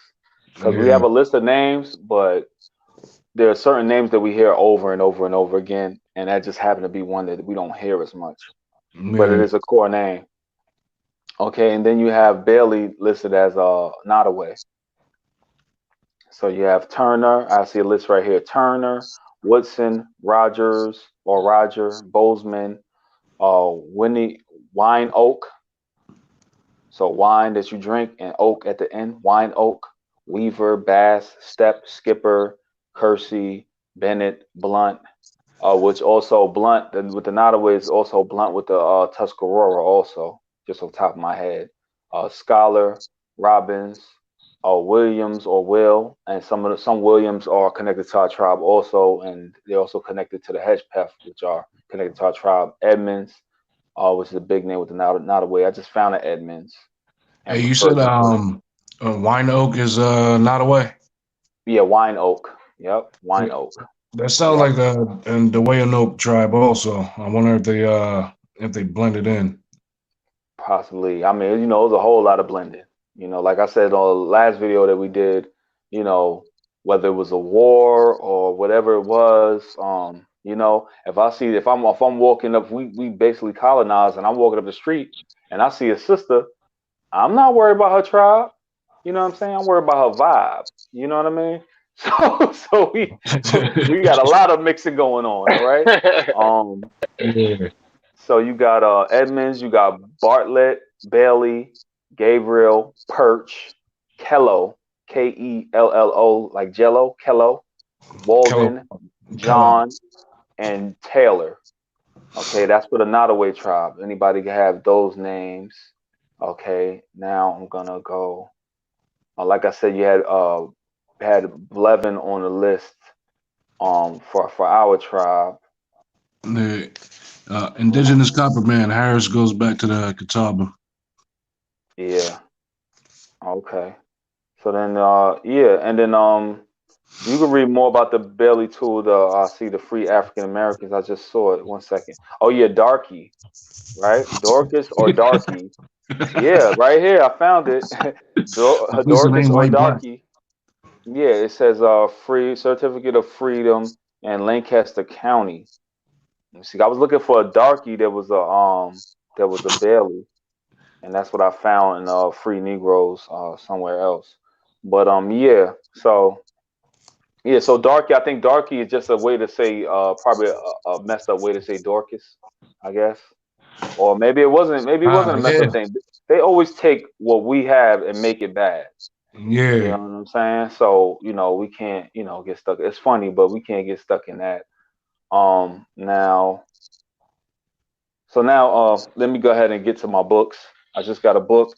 This one, Corey Mayo has said something about it. I think it was him may have said something about it on his channel. But the settling of St. Augustine. And then when you look on the cover, sorry, I gotta get my directions together on this camera. You see so-called Negroes right there. See, that's why I like to get the actual solid books and not just like PDF files and stuff like that. I like to get the physical book. It's a very small book, but you know, the cover is like that. But then once you go inside, you know, it's basically Hijack City from there on. You know what I'm saying? Everybody, all the Indians are white from there on. You know what I'm saying? It's supposed to be the Tamukawa. You know what I'm saying? In Florida, you Yeah. know, if they're that white, they should be like red. I'm talking about like fire red because the sun will burn them down. You know what I mean? So Yeah. yeah, I don't know. I don't know how that worked out, but yeah, I got it. The Settling of St. Augustine, and then they have on the back other names for other books, and it's a small book or whatever. But I'm pretty sure it's probably easier to get information than some of these thick books. So I don't judge a book by its cover or how thick it is. I just got the Free African Americans of Maryland and Delaware from the Colonial Period, 1810, by Paul Hennig. As you know, what he's reading from is the Free African Americans of Virginia, North Carolina, South Carolina.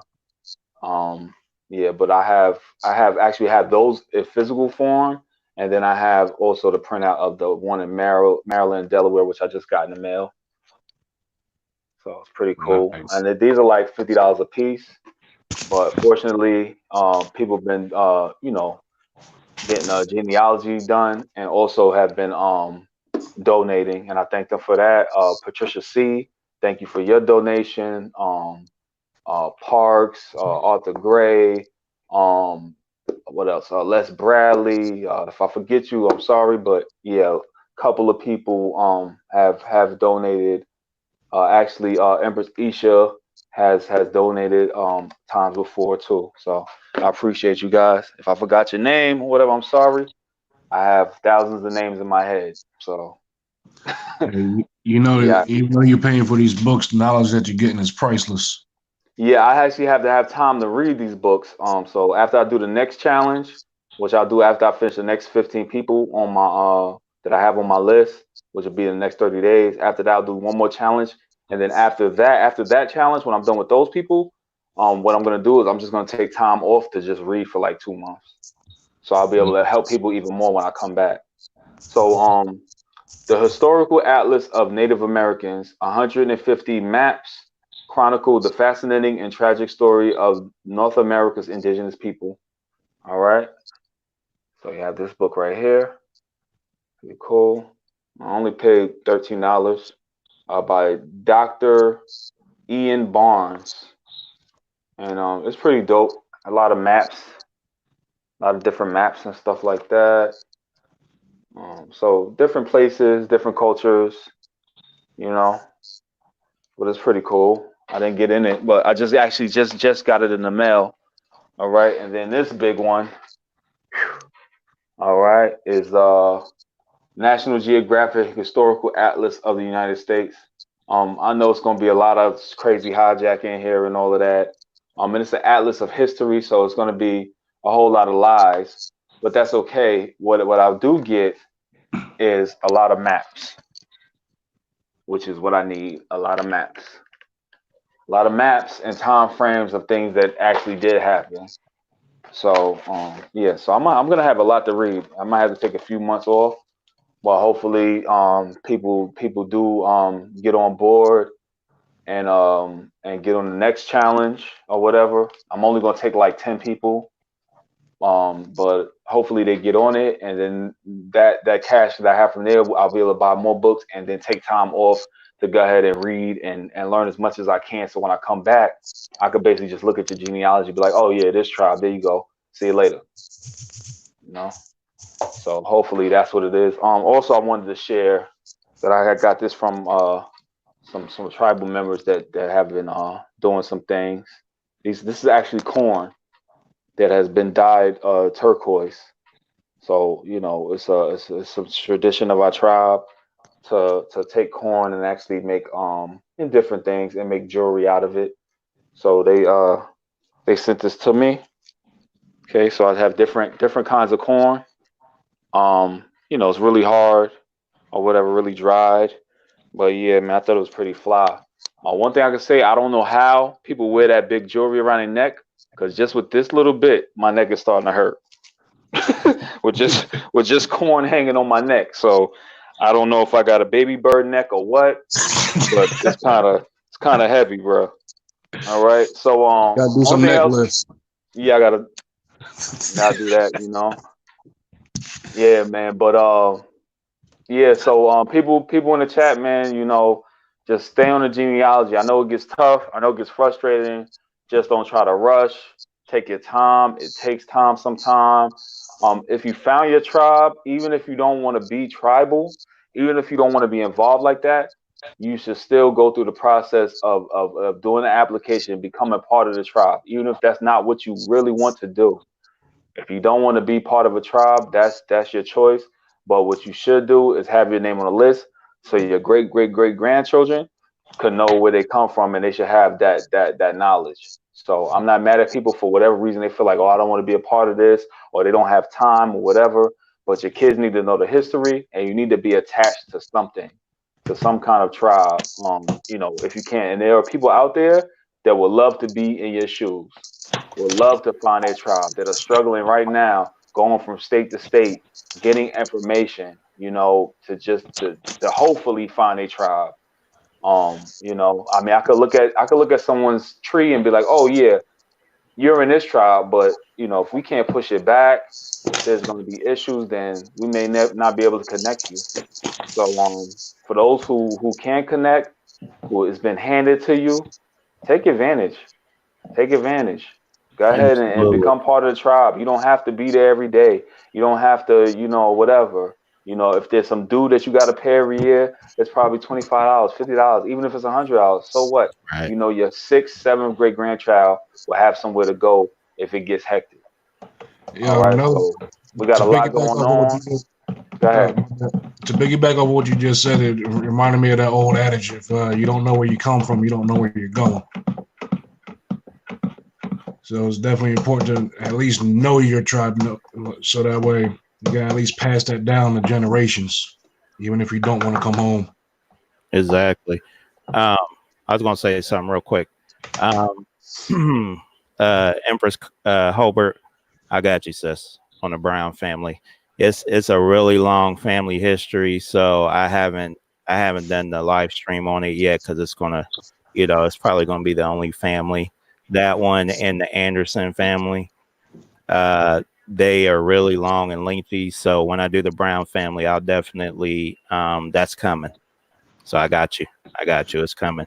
Also, for the brothers that's on here, somebody had a question and you guys can answer it. They want to know how would they go about finding their tribe?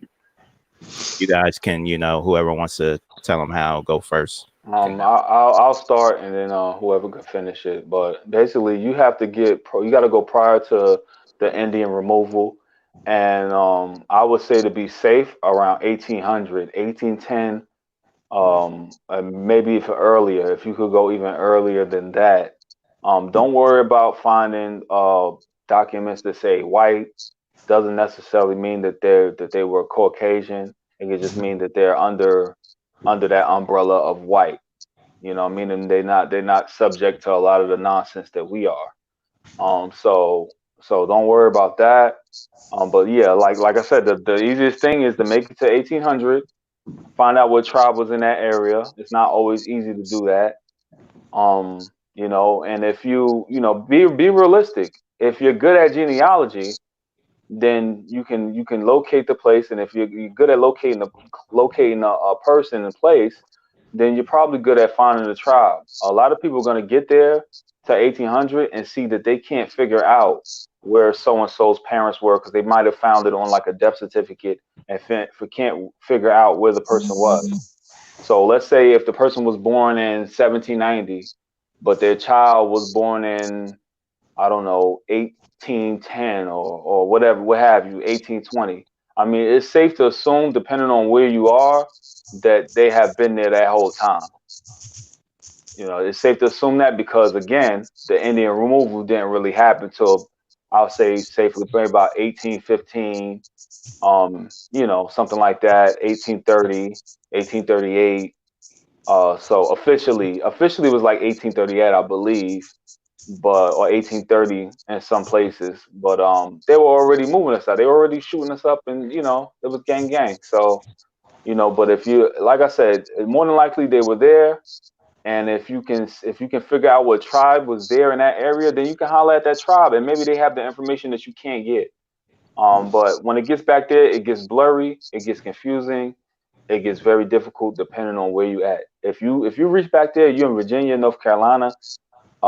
That's really the best place to be. Virginia, North Carolina is easy. Once you go South Carolina, Georgia, Alabama, all these other places, then it gets crazy. It gets crazy. It gets difficult. Try to find someone who can help you. Um, that's the best thing I could say. Just be realistic. If you know you're not that great at it, then find someone that can help you, and don't lie to yourself. You know what I'm saying?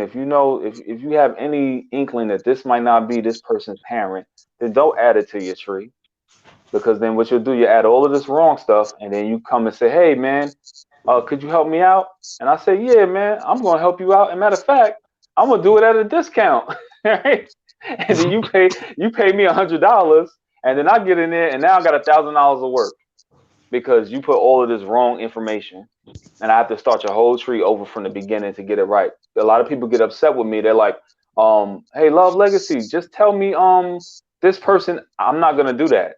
If you tell me that this person was born in 1770 in this place and what tribe they are, I'm not going to tell you. I'm going to tell you, listen, I have to go and look at your tree, start from you, work my way all the way up before I give you an answer. Because if I give you an answer right now, I'm giving you the wrong answer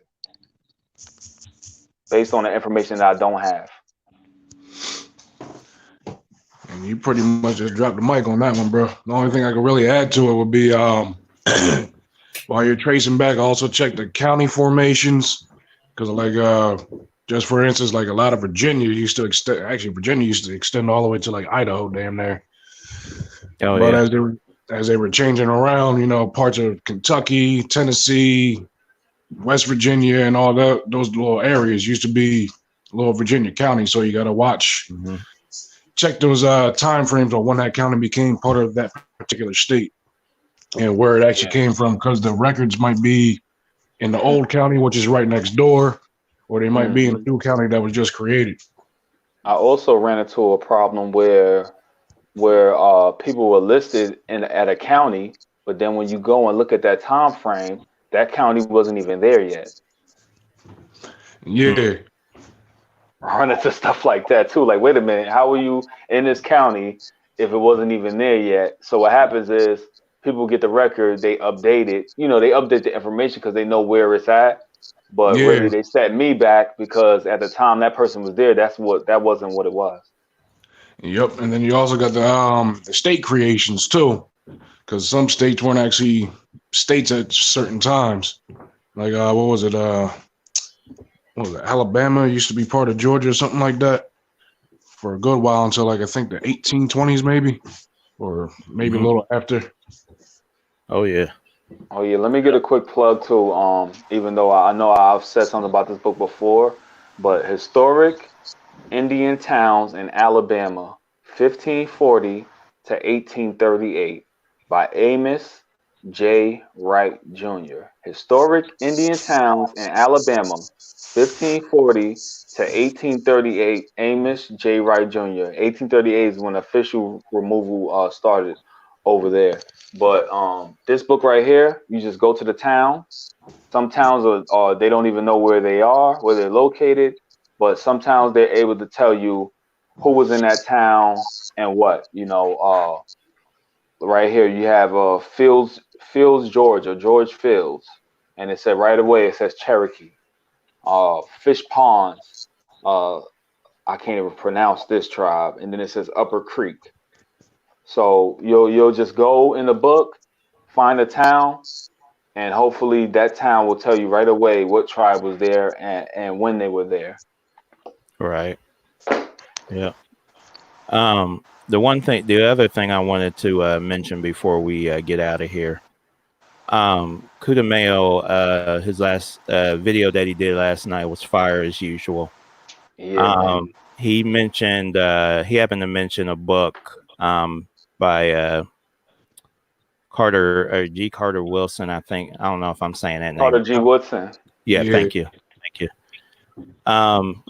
If anybody hasn't had a chance to check that out, I advise you to do so, because I know inside of that book, it actually is the 1830s is what it's going off of, but it has a lot of the states, free colored people, families listed in it. So I know we have like a lot of trouble finding like Georgia and Alabama and Florida and all that stuff, like Legacy was saying. But that book has a lot of great information in it, and you may be able to find some family members there. So I just wanted to throw that out there and thank Kudameo for that. Can I add something in, Opie? Yes, sir. Oh, you know that. Just to chime in, everybody's correct, but it's called a family tree. So one thing people do is they want to trace grandparents. They want to trace the direct people. Make sure you're getting these brothers, these sisters, these kids. Because one thing about it, it might stop at that grandparent. It might pick up on her brother, sister, then you go back even more.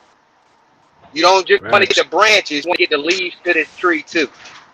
If you understand what I'm saying. Yeah, you're correct You don't because just want and I, to know some of the tree, you want to know your whole tree. Period. So just wanted to chime that in. Big yeah, facts. I told people before too, man. The same thing is when you're going up the tree, a lot of times, especially like with websites like Ancestry.com, sometimes if you're the same way you're concentrated on your grandparents, someone else is concentrated on their grandparents. So like you said, there might be a son or a daughter or whatever that you're totally ignoring, but somebody else is not. So what they doing, they're attaching everything to that person and not to another person. So what happens is sometimes those documents you can't find them because they're attached to someone else. So yeah, before you even go to the next line in genealogy, you should always get all of the children. All of the children. The only time I skip ahead when I'm doing someone else's genealogy, if it's just not needed that much. But if I had the time to really do it like that, I would definitely hit up all the children. And sometimes what you have to do too to find a grandparent, you might have to Yeah. go to a child.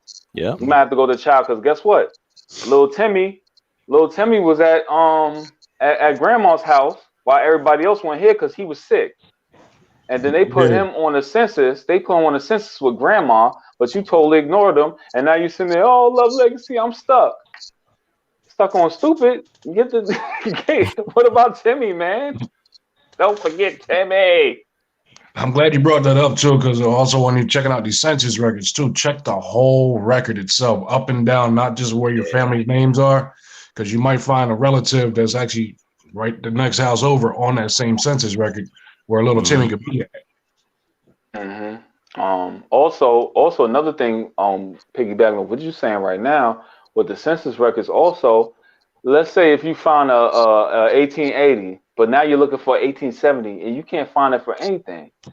What you do is see what county that it's in, what county it's in, right?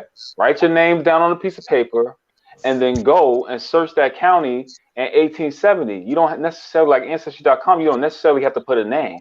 You could just put in the county or any name, and then just go into the county record or whatever, and then at the bottom it'll say page 108 out of 250, and you can go all the way to page 1 Yep, you sure can. and go through it and go through each one and look for that dwelling place, all right? Because the dwelling place is going to be the same. So if they lived at 16, whatever, it's still going to be 16 and 18. 9 times 10, it's going to be still 16 and 1870 also.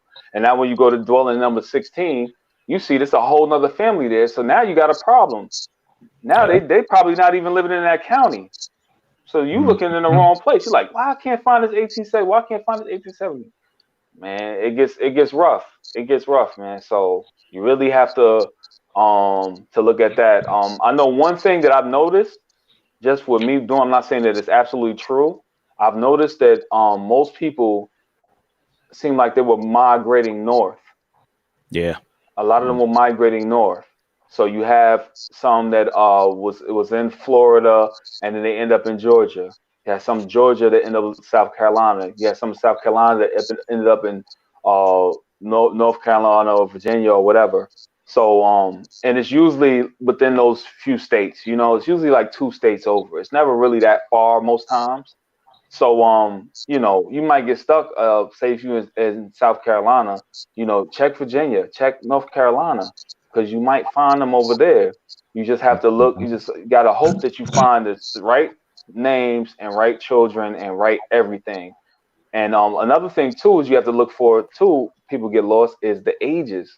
Once you get in mid 1800s and earlier, people don't know how old they were. They Nope. didn't have Google. They didn't have, you know, they didn't even have calendars like that. They're So they didn't serious know how old they were. So you might, I've come in situations where I've seen the same person. I know it's the same person, and their age is 20 years apart. They Yeah. I've seen. lost 20 years of their life, literally. You know, it takes time to kind of see that stuff and to be able to judge it. So go by the date, but as you evolve in it, you'll be able to tell what's what. You know what I'm saying? But don't just make stuff up, man. You know, if they was in North Carolina, 9 times out of 10, they didn't live in Oklahoma. So put down the Dawes rolls, man. I know you're addicted to the Dawes rolls, but man, put them down, man. I know they smoke good. You So, but man, it's not your people, man. Hey, That's it. legacy. Just can hey man, I think your personal experience or journey is a great testimony, man. You Wanagi's, Opemihas, right now the Kyo, all these brothers right now. I mean, maybe missing a new like these guys have become most experts. They're really becoming good at this. If they giving you hints right now, make sure to note this down because this is from trial and error. This is from them doing all this stuff, and because everything they're saying, I know because I went through it too. So you have to really dig. It takes a lot of time. It's a lot of information. But I do want to say that if they're letting you know that they had you bound or whatever they want to call you slave or property, whatever, chattel, whatever, make sure just know that they wrote that down because you're like an asset to them. They wrote that down. They kept inventory. And whatever you want to call it, census, whatever, but keep an inventory, of you. And this goes way back, and so like if you get stuck, because there's what I'm trying to say is there's a lot of people that might not even want to do it. I don't know if it's laziness or they don't want to find out or they think it's impossible. They can't get past a certain, or they don't know their family members. That's a different subject, but it's like he's saying, like all these tips will get you there. Like everything they've said, it will definitely get you there. And a lot of people like before we were awoken to that you're the aboriginal and everything, when they were thinking they were still African, they would choose, oh man, I think I'm Zulu, man. I think I'm Egyptian. I'm Nubian. Yeah, so you're just going with it, without no real proof.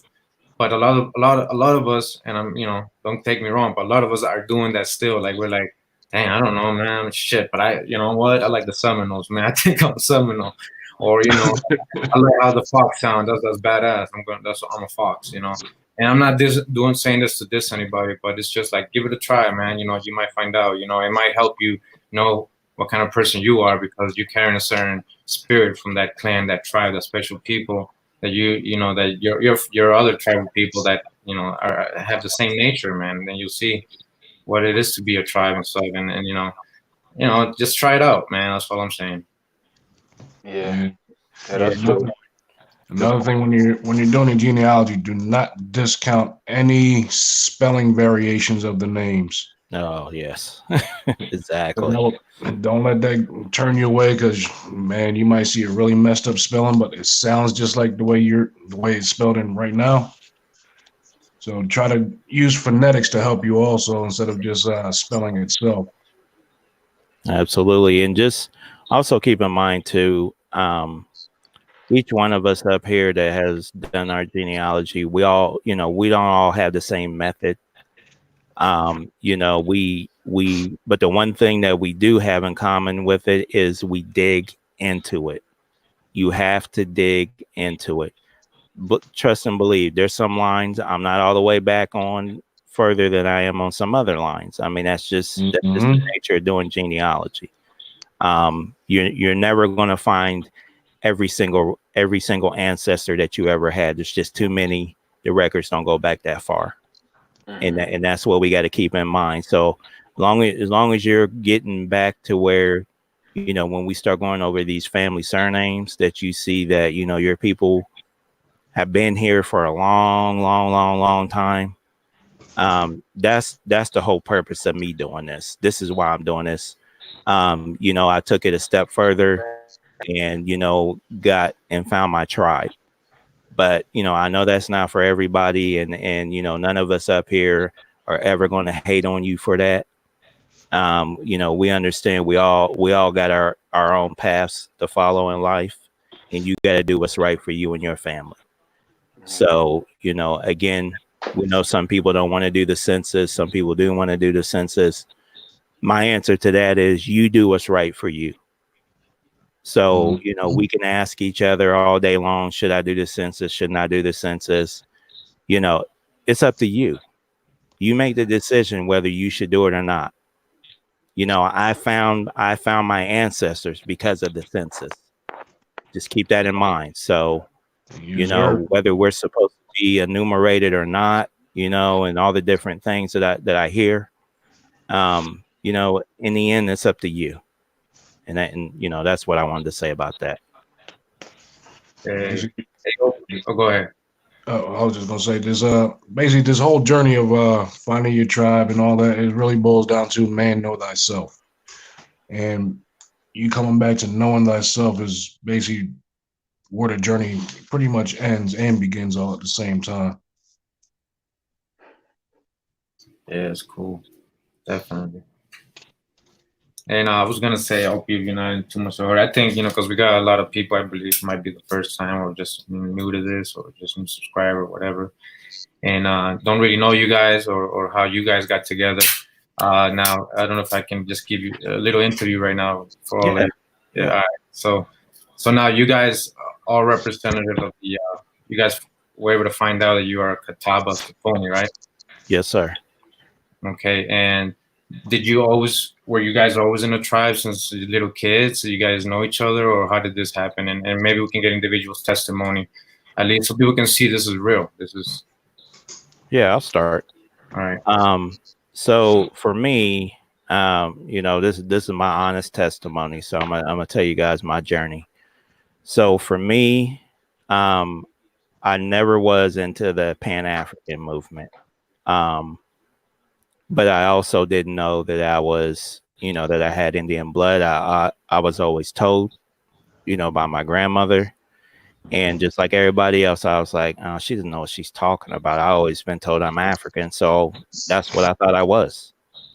And, you know, a couple years ago, you know, I started, you know, all of us had probably the same journey, you know, 2, 3, 4 years ago, where we just woke up one day. We fully woke up. We wasn't woke. We woke up out of our sleep. And, you know, you start down this journey of finding, you know, the truth about all kinds of different things, you know, as you're going along. And, you know, my journey led me to our brother Anubri.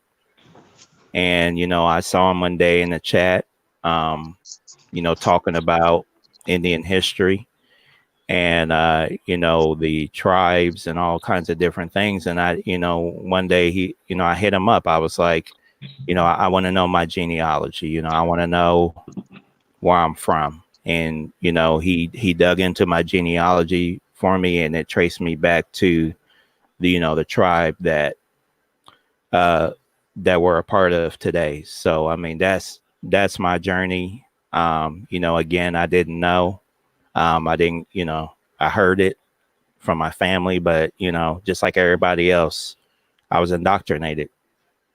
You know, I was stuck on, you know, I'm from Africa and didn't know no better. So you know, I kind of get angry at myself that I went 40 something years and, you know, was told this lie and believed in, you know, the whole nonsense about, you know, being from Africa. But, you know, I'm here now. And, you know, again, I met some wonderful, wonderful people along the way. So that's my story. Legacy or Kyle, if you want to go next. Okay. Go ahead, Legacy. All right. So pretty much same story. My grandmother always told me. I remember I went to school one day, and my grandmother, I came home, and they had told me about Africa and slavery and stuff. So yes, I come home. I said, yeah, grandma. This is exactly how I have. I said, grandma, yeah. She's like, what you learned today? You know, what you do today? I said, oh, we did this, we did that. Yeah, grandma. They told us, you know, we was Africans and this, that, that. She said, boy, you ain't no goddamn African. Just like that. And she don't even curse or nothing.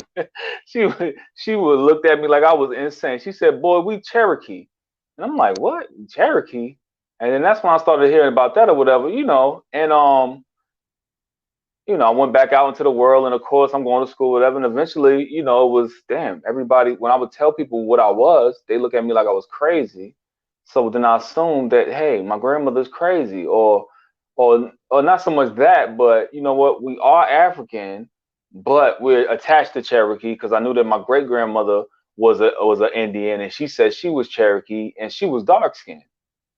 You know what I mean? So, but as time goes on with just going out in society, you start to forget these things. You don't even think about these things because you're so stuck in the world and doing all these things that you could, like, I even forgot that grandma was dark skinned and she was an Indian. You know, I didn't really think about it. So then, moving along, I start to do my genealogy because it's just I always been questioning things. You know, what is God? What's this? What's that? What's this? What's that? So once I got out of the Egyptian pyramids and all this other stuff over there, trying to figure out what's going on, you know, even just spiritually, not so much historically, but like spiritually, what's going on? What's the real truth of what's going on? How did we get here? All this kind of stuff. Then I just came around and said, well, wait a minute, let me check on my family. Let me see where my family came from. And I started doing the genealogy. And the next thing you know, I come across videos from Dane, then Corey Mayo. Once I got to Corey Mayo, that was it. I was like, oh shit, what the hell? And then even after that, going and finding, I've actually found the tribe, which I was lucky because somebody before me did the genealogy and left notes. They left proof that I was connected to the Tuscarora. So I went over to the Tuscarora. I said, hey, I DM somebody on Instagram. I said, hey, I'm connected to the Tuscarora, such such. They said, what's your last name? I said, oh, Boone and Johnson. They said, oh, no, you got to go to Saponi. So my first thought was that, man, they racist, right? But they weren't. They just like, you don't belong over here. So then that's when I came over and I think I saw, I think Opie, I saw one of your videos where you put up the tribe. And when I saw that, I said, oh, that's it. And then I applied, and man, when I applied, man, I sent, I think 68 pages. Yeah. Of You proof of who I was, census records. I mean, I bridged everything, every single part of my tree. I sent over, and I sent it overnight. I actually got a video on my channel of me at the post office, like, yo, I just sent it off. And then the next day, I sent it off 3 o'clock. By 3 o'clock the next day, I was a tribal member. But then even after that, I got to put emphasis. Even after that, I would say, yeah, you know, I'm Indian, and I still would have doubt in my head because of all of that stuff. You know, even after all the videos, even after watching Corey Mayo's video, after all of this, still had doubt in my head, like, man, this can't be real. And then I don't know, just one day I just caught a vision. I was in the bathroom, something in the mirror, and then I just caught a vision where I just saw all these Negroes all over the land. Like they had already all been there. I don't know. It was just like a quick flash. Yeah. And then I just snapped out of it. And ever since I've been like, okay. But I've always been a person spiritually in tune like that. So I guess the ancestors was like, nah, we've been here. Boom. And I just saw it. I just envisioned it. I just saw it, had a vision, and that was it. Ever since then, I've just been on the path like that, you know. And that's pretty much it, man. And, you know, even after that, it's still a journey. After finding a tribe, after all of this, it's still a journey. You got to learn stuff. You got to learn more about yourself. You got to learn more about your tribe. You got to learn how to, you know, to deal with people, how to deal with yourself. I mean, it's never stopped just because you find your tribe, just because you get involved, just because life doesn't stop till it stops. Yeah, man. I just want to add to Legacy, man, because I thought it was awesome when he first told me, like, you know, he was talking to me in the comments and stuff. And he told me he was going through, like, you know, he was trying to find out exactly. And, man, like a week later, man, like he was like, yo, I know what tribe I'm from. And he told me straight up, boom. I was like, oh, man, you're like, you know, Opie. And he's like, yup. And, you know, so I was so happy and proud, actually, man. I mean, that to me is just like, you know, there's a purpose. There's, you know, even if it's just one person, you know, that, you know, my videos help, you know, that's, you know, that's what's up. And, you know, that's why I thought it's important that you guys tell your, you know, your testimonies so people can see it's real, man. Like you went through it, man. Like, you know, you were there where they were. And I want to say one last thing before we pass it to Kyle. I want to say that we're not just Indians because we found one line on our tree that says that we suing.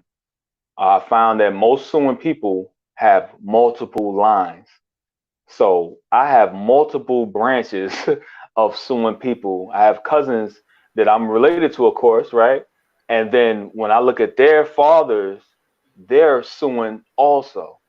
They're Catawba and Saponi also. That's And right. you know, branching from different tribes, but basically leading back to us Yep. on multiple branches. So we not just Indian, we Indian, Indian, Indian, Indian, Indian, Indian, Indian. We ain't just look up one line and be like, oh yeah, this is it. Like, no, we suing for real. Oh yeah. Mr. Kiowa. My story is pretty much similar to everybody else's. You know, growing up, I always heard that we was Indians. Matter of fact, my grandmother said when we brought up the whole African thing, she said, "Why you want to be African? They don't even like you. You ain't them anyway." And that was pretty much confirmation for me. And then over the years, you know, still fell into that whole African trap and didn't really get too deep into it, but got deep enough. But even growing up, I would always like acknowledge I was an Indian. Even my boys that I grew up with used to crack jokes about me because I would tell them I'm Indian. And then from there, got lost in the sauce and then started finding my way back. And once my father passed a couple of years ago, I wanted to finish what he started because he was trying his damnedest to try and figure out exactly what tribe that we belong to. So I figured as a tribute to him, I started doing some digging. And then from there, that's when I ran into Wanagi. From Wanagi, he hooked me up with a new and then hooked me up with Opie and all that other good deal. And then from there, just like Legacy said, I was fortunate enough to have family members who did a bunch of genealogy prior to me getting into it. And that helped bring me back home. And the new basically was the linchpin on that and to help bring me back home. And ever since then, it's just been trying to, you know, help others little by little here and there and all that, help them come home if they want to come home. But I tell you what, the minute it was confirmed for me, I ain't gonna lie, I cried. Like my pride level hit, it was like a high, almost like when your child is born, or ain't no drug high. It's just a supernatural high that you got. And that's how I felt. And it was just, I don't know, it just felt great. Can't really explain that, but you know, I mean, for the gist of it, that's pretty much it. I mean, it was a long journey. Still doing research on it because there's still lines that I can't get past. And hell, it took me over a year just to find my fourth great grandmother on my grandfather's, on my mother's grandfather's side. And because she was the only child who was born in Missouri, or the rest of her siblings were all born in Pennsylvania and New York. And it was funny because her nickname was Missouri. Nice. Yeah, and I just want to remind everybody, like, you know, we did Kyo was able, you know, good enough to send me his ancestors census record, and you know, we broke down how they was changing, you know, the status we were just talking about earlier, you know, about mulatto and black and all that. So he went from mulatto to black, and then on the last one he was a Cherokee. All of a sudden, full blooded. So, you know. Yeah. The other thing about that too, when I come to find out, a lot of our people like would claim basically like the five civilized because they were pretty much synonymous with Indian. So like when he was put down as Cherokee, he was actually whack-a-mole. And what was going on back then, the whack-a-mole were actually trying to get state funding for schools and all that, so they would claim Cherokee. So that would happen with a lot of different smaller tribes because they weren't being acknowledged as being an actual Indian tribe. So they would claim, "Oh, I'm Cherokee."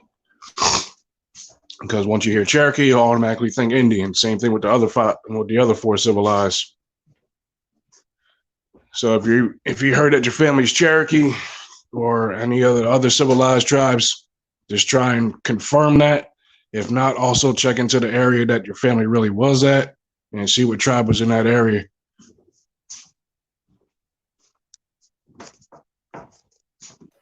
Yes, sir. Yes, sir.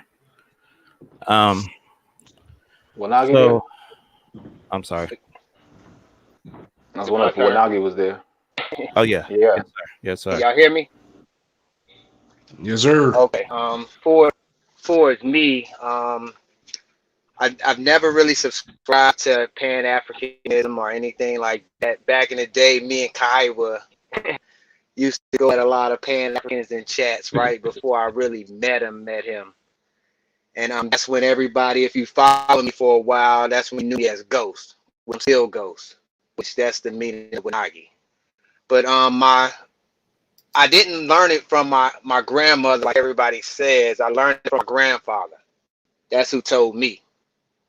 Like when I was actually tracing my genealogy, she wouldn't give me relatives. She wouldn't give me helpful hints on anything. Like she was too scared. I'm originally from South Carolina. So I don't know if it's like a South thing where they remember their past and just don't want to put it out there like that, or what's going on. So I had to basically bypass her, thanks to my wife, V, for helping me trace my lines back and things like that. So just looking at a bunch of different info, like researching, I never really thought we were African for real. Like I don't look like an African. A lot of people that are in this community that are called African Americans don't look African either. So I've never really subscribed to being a real African American.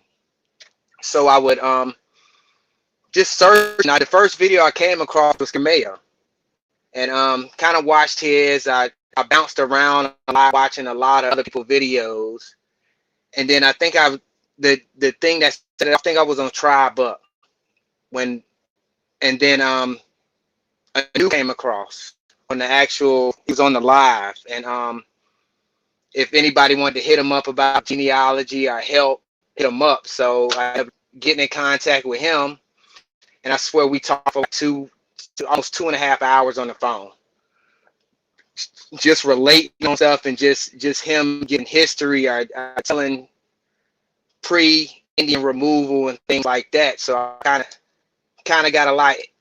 Well, I got really interested in it. So I end up putting my tree together and actually sending it to him.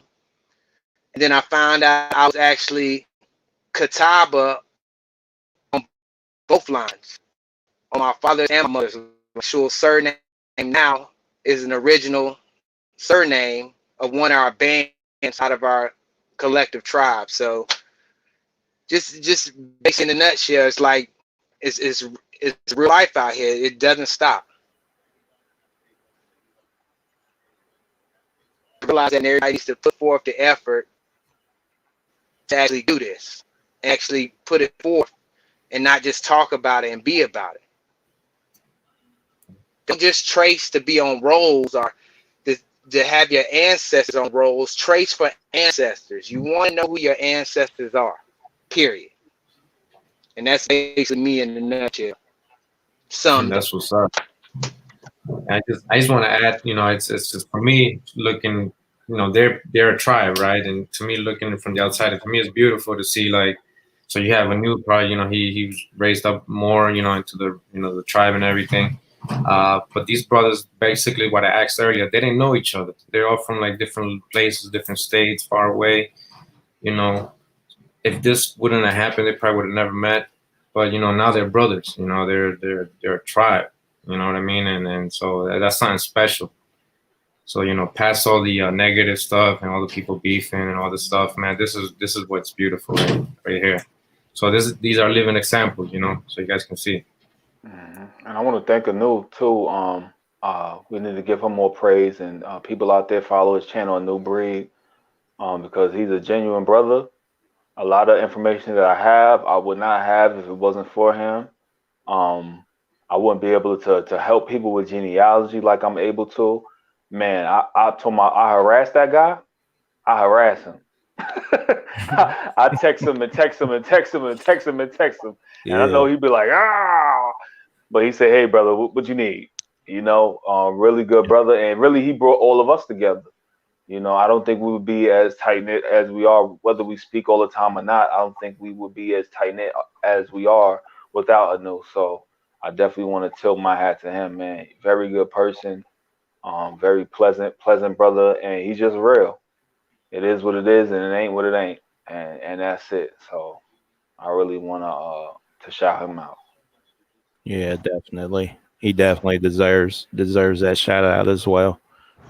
Most praises to the Most High for bringing all this together and Yeah. using him. Absolutely. Absolutely.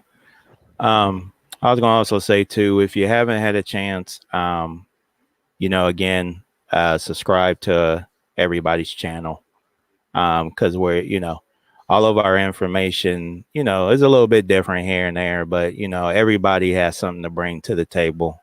So, if you're in the chat, subscribe to each other. If you haven't been to someone's page, just subscribe to them and show them that support. Because that's what we're trying to do. So, we do this, again, like me and Legacy always say, we do this every week because we care. And we want you all to know where you're from. There's too much information out here now for us not to know. But again, we're going on about 2.5 hours, and y'all know that's way over for me. Yeah, I know. But I'm gonna let all the brothers on here give their closing remarks, and then I'll finish. Got you. Start with Nagi. Can y'all hear me? Yeah, Yep. we can hear you. I just want to say shout out to my bros on the panel. I appreciate y'all doing this every week. I'm supposed to be chilling right now in hiatus, but I wanted to come on and show you guys love, just because I know y'all really come from the heart with this. Shout out to everybody on the panel. Shout out to everybody in the chat. Like Opemiha said, subscribe to everybody if you're not subscribed to them. If you watch their video, hit the like button. You want to share this. You want this to be in everybody's timeline. And it doesn't matter if they're getting 4 views to 1,000 views. Show support for everybody. If you don't know me already, it's Ghost Wanagi. 200 plus videos. I'm gonna be away for a little bit. I might hop back and forth on OP's channel here and there just to give him some love. But just go back. Just make sure you look at these videos. There's a lot of genealogy videos. Make sure you're hitting these links for a good, helpful hint. Make sure if you're trying to get your genealogy, really putting forth the effort to help people out right now. You know what it is. Fellas up, tribe up, wise up, rise up. Let's get it.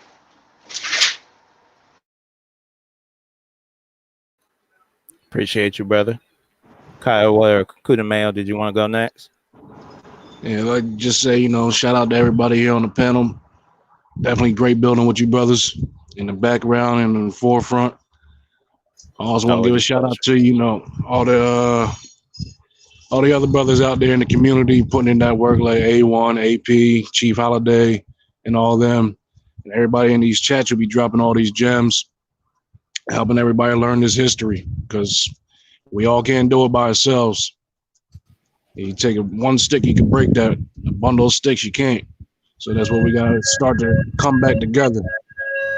Whether you're in the tribe or not, but hey, as long as you know that you're Indian and you can prove it, we can still band up, band together, and enjoy the journey along the way. Peace and bliss. Yeah, man, just, it was an honor, and, it was really good to be here today. It was a lot of good info, a lot of love here, and, no hate. That's the most positive thing. We got to try to build. We've been hating on each other for hundreds of years, and, divide and conquer, right? So we can't continue that. So I think, that's one of the biggest lessons today, what I'm trying to, basically say. And to know yourself, know thyself, like Kyo said, everybody else said earlier. And, I appreciate these brothers. Opie, thanks for having me on. Make sure to subscribe and like, and support everybody out there. Like Kyo said, everybody out there, you know, you come with love, and it's just info. You know, we appreciate that. Oh yeah, anytime, brother, anytime. Mr. Legacy, I'll let you go next, sir. Yeah, man. All I can say is I started this video sober. Now I'm almost drunk over here. It gets stressful, but man, you just gotta keep pushing people. And I want to shout out the sisters because unfortunately, you know, I'm not just talking in overall, but a lot of the sisters that were very well known in history, unfortunately, it was to the demise of a lot of our people. But I want to shout out the sisters because they have been going hard, going harder than a lot of the others guys. You know what I'm saying? To put that word out there, they've been fighting. I mean, they standing up to whoever. You know what I mean? And I want to shout them out and thank them for life in general. You know, a lot of times it's not that we don't want to recognize you, it's that we just, you know, we just stuck in that state. You know what I mean? We always, oh, thank the brother, the brother, the brother, the brother. And I'm pretty sure it may be like that with sisters also. But I want to acknowledge y'all right now. And I want to thank y'all just for life in general. And I want y'all to continue to do whatever it is that you want to do. Because, man, they have totally twisted us, totally twisted our sisters, totally twisted our brothers, and have us all mangled up. You know, I grew up in a house where the woman was loud and boisterous, and that's how it was. And now all of a sudden, that's a bad thing, you know. So I want to thank y'all, and I want to say that I do love y'all. And anybody want to hit me up for genealogy, you can hit me up, lovelegacy400@gmail. But I do have a lot of people right now. But I would advise you to at least, if you want to, get a spot. Get a spot. It is a little costly, but it is a lot of work. I'm not going to be taking a lot of people after this next 15 people. I'm not taking a lot of people. I'll probably take like 10 people. I do charge, but I will do the work. So if you hit me up now, you can pay now, or you can make a deposit now, and I hold a spot for you. So after this next 30 days, I can start on you guys' genealogy. For the people that already paid for the genealogy, give me a chance. It's really crazy work. It's gonna take time, but we have a whole another month to do it. Last month, I basically cleared 15 people. I got another 15 people that I need to do. So I will get to you guys. It will get done. Don't worry about it. And for the people who want it done, it's gonna be a wait. But at least if you pay now or put a deposit now, whatever, I can hold your spot and it will get done. But it's not. It took me a year to do my genealogy.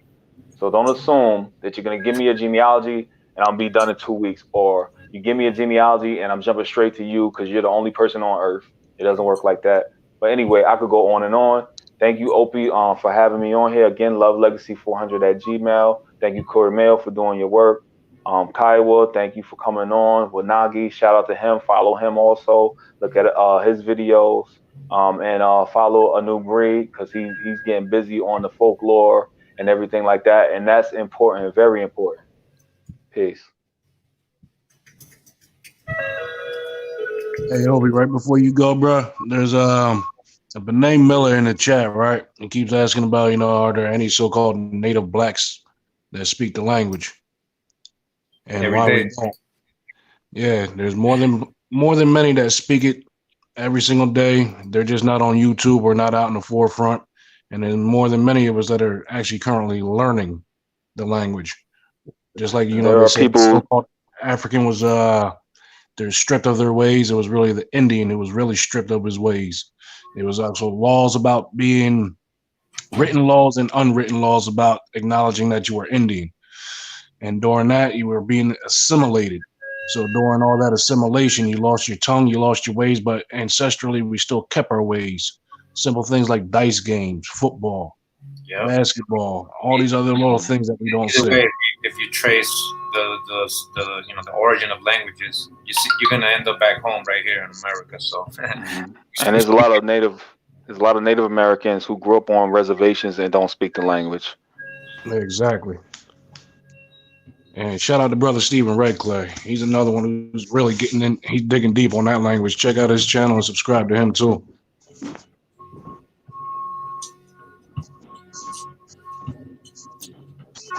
Opie, it's on you, brother.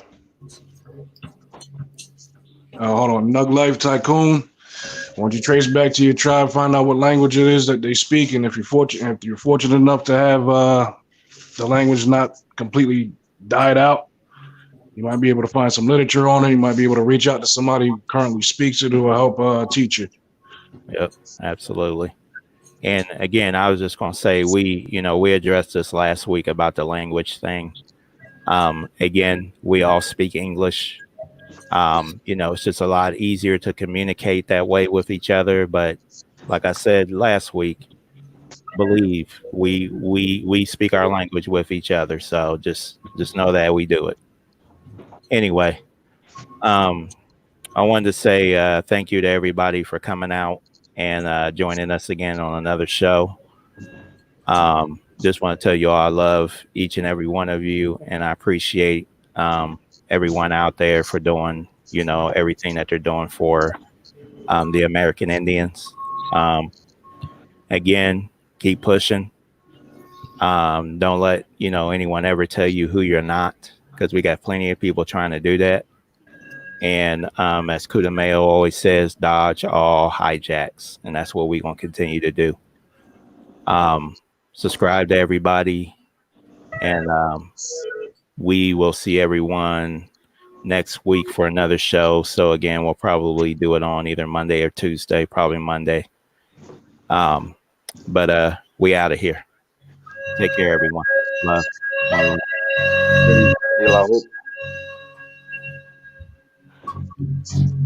You might have to do more than one show a week. Yeah.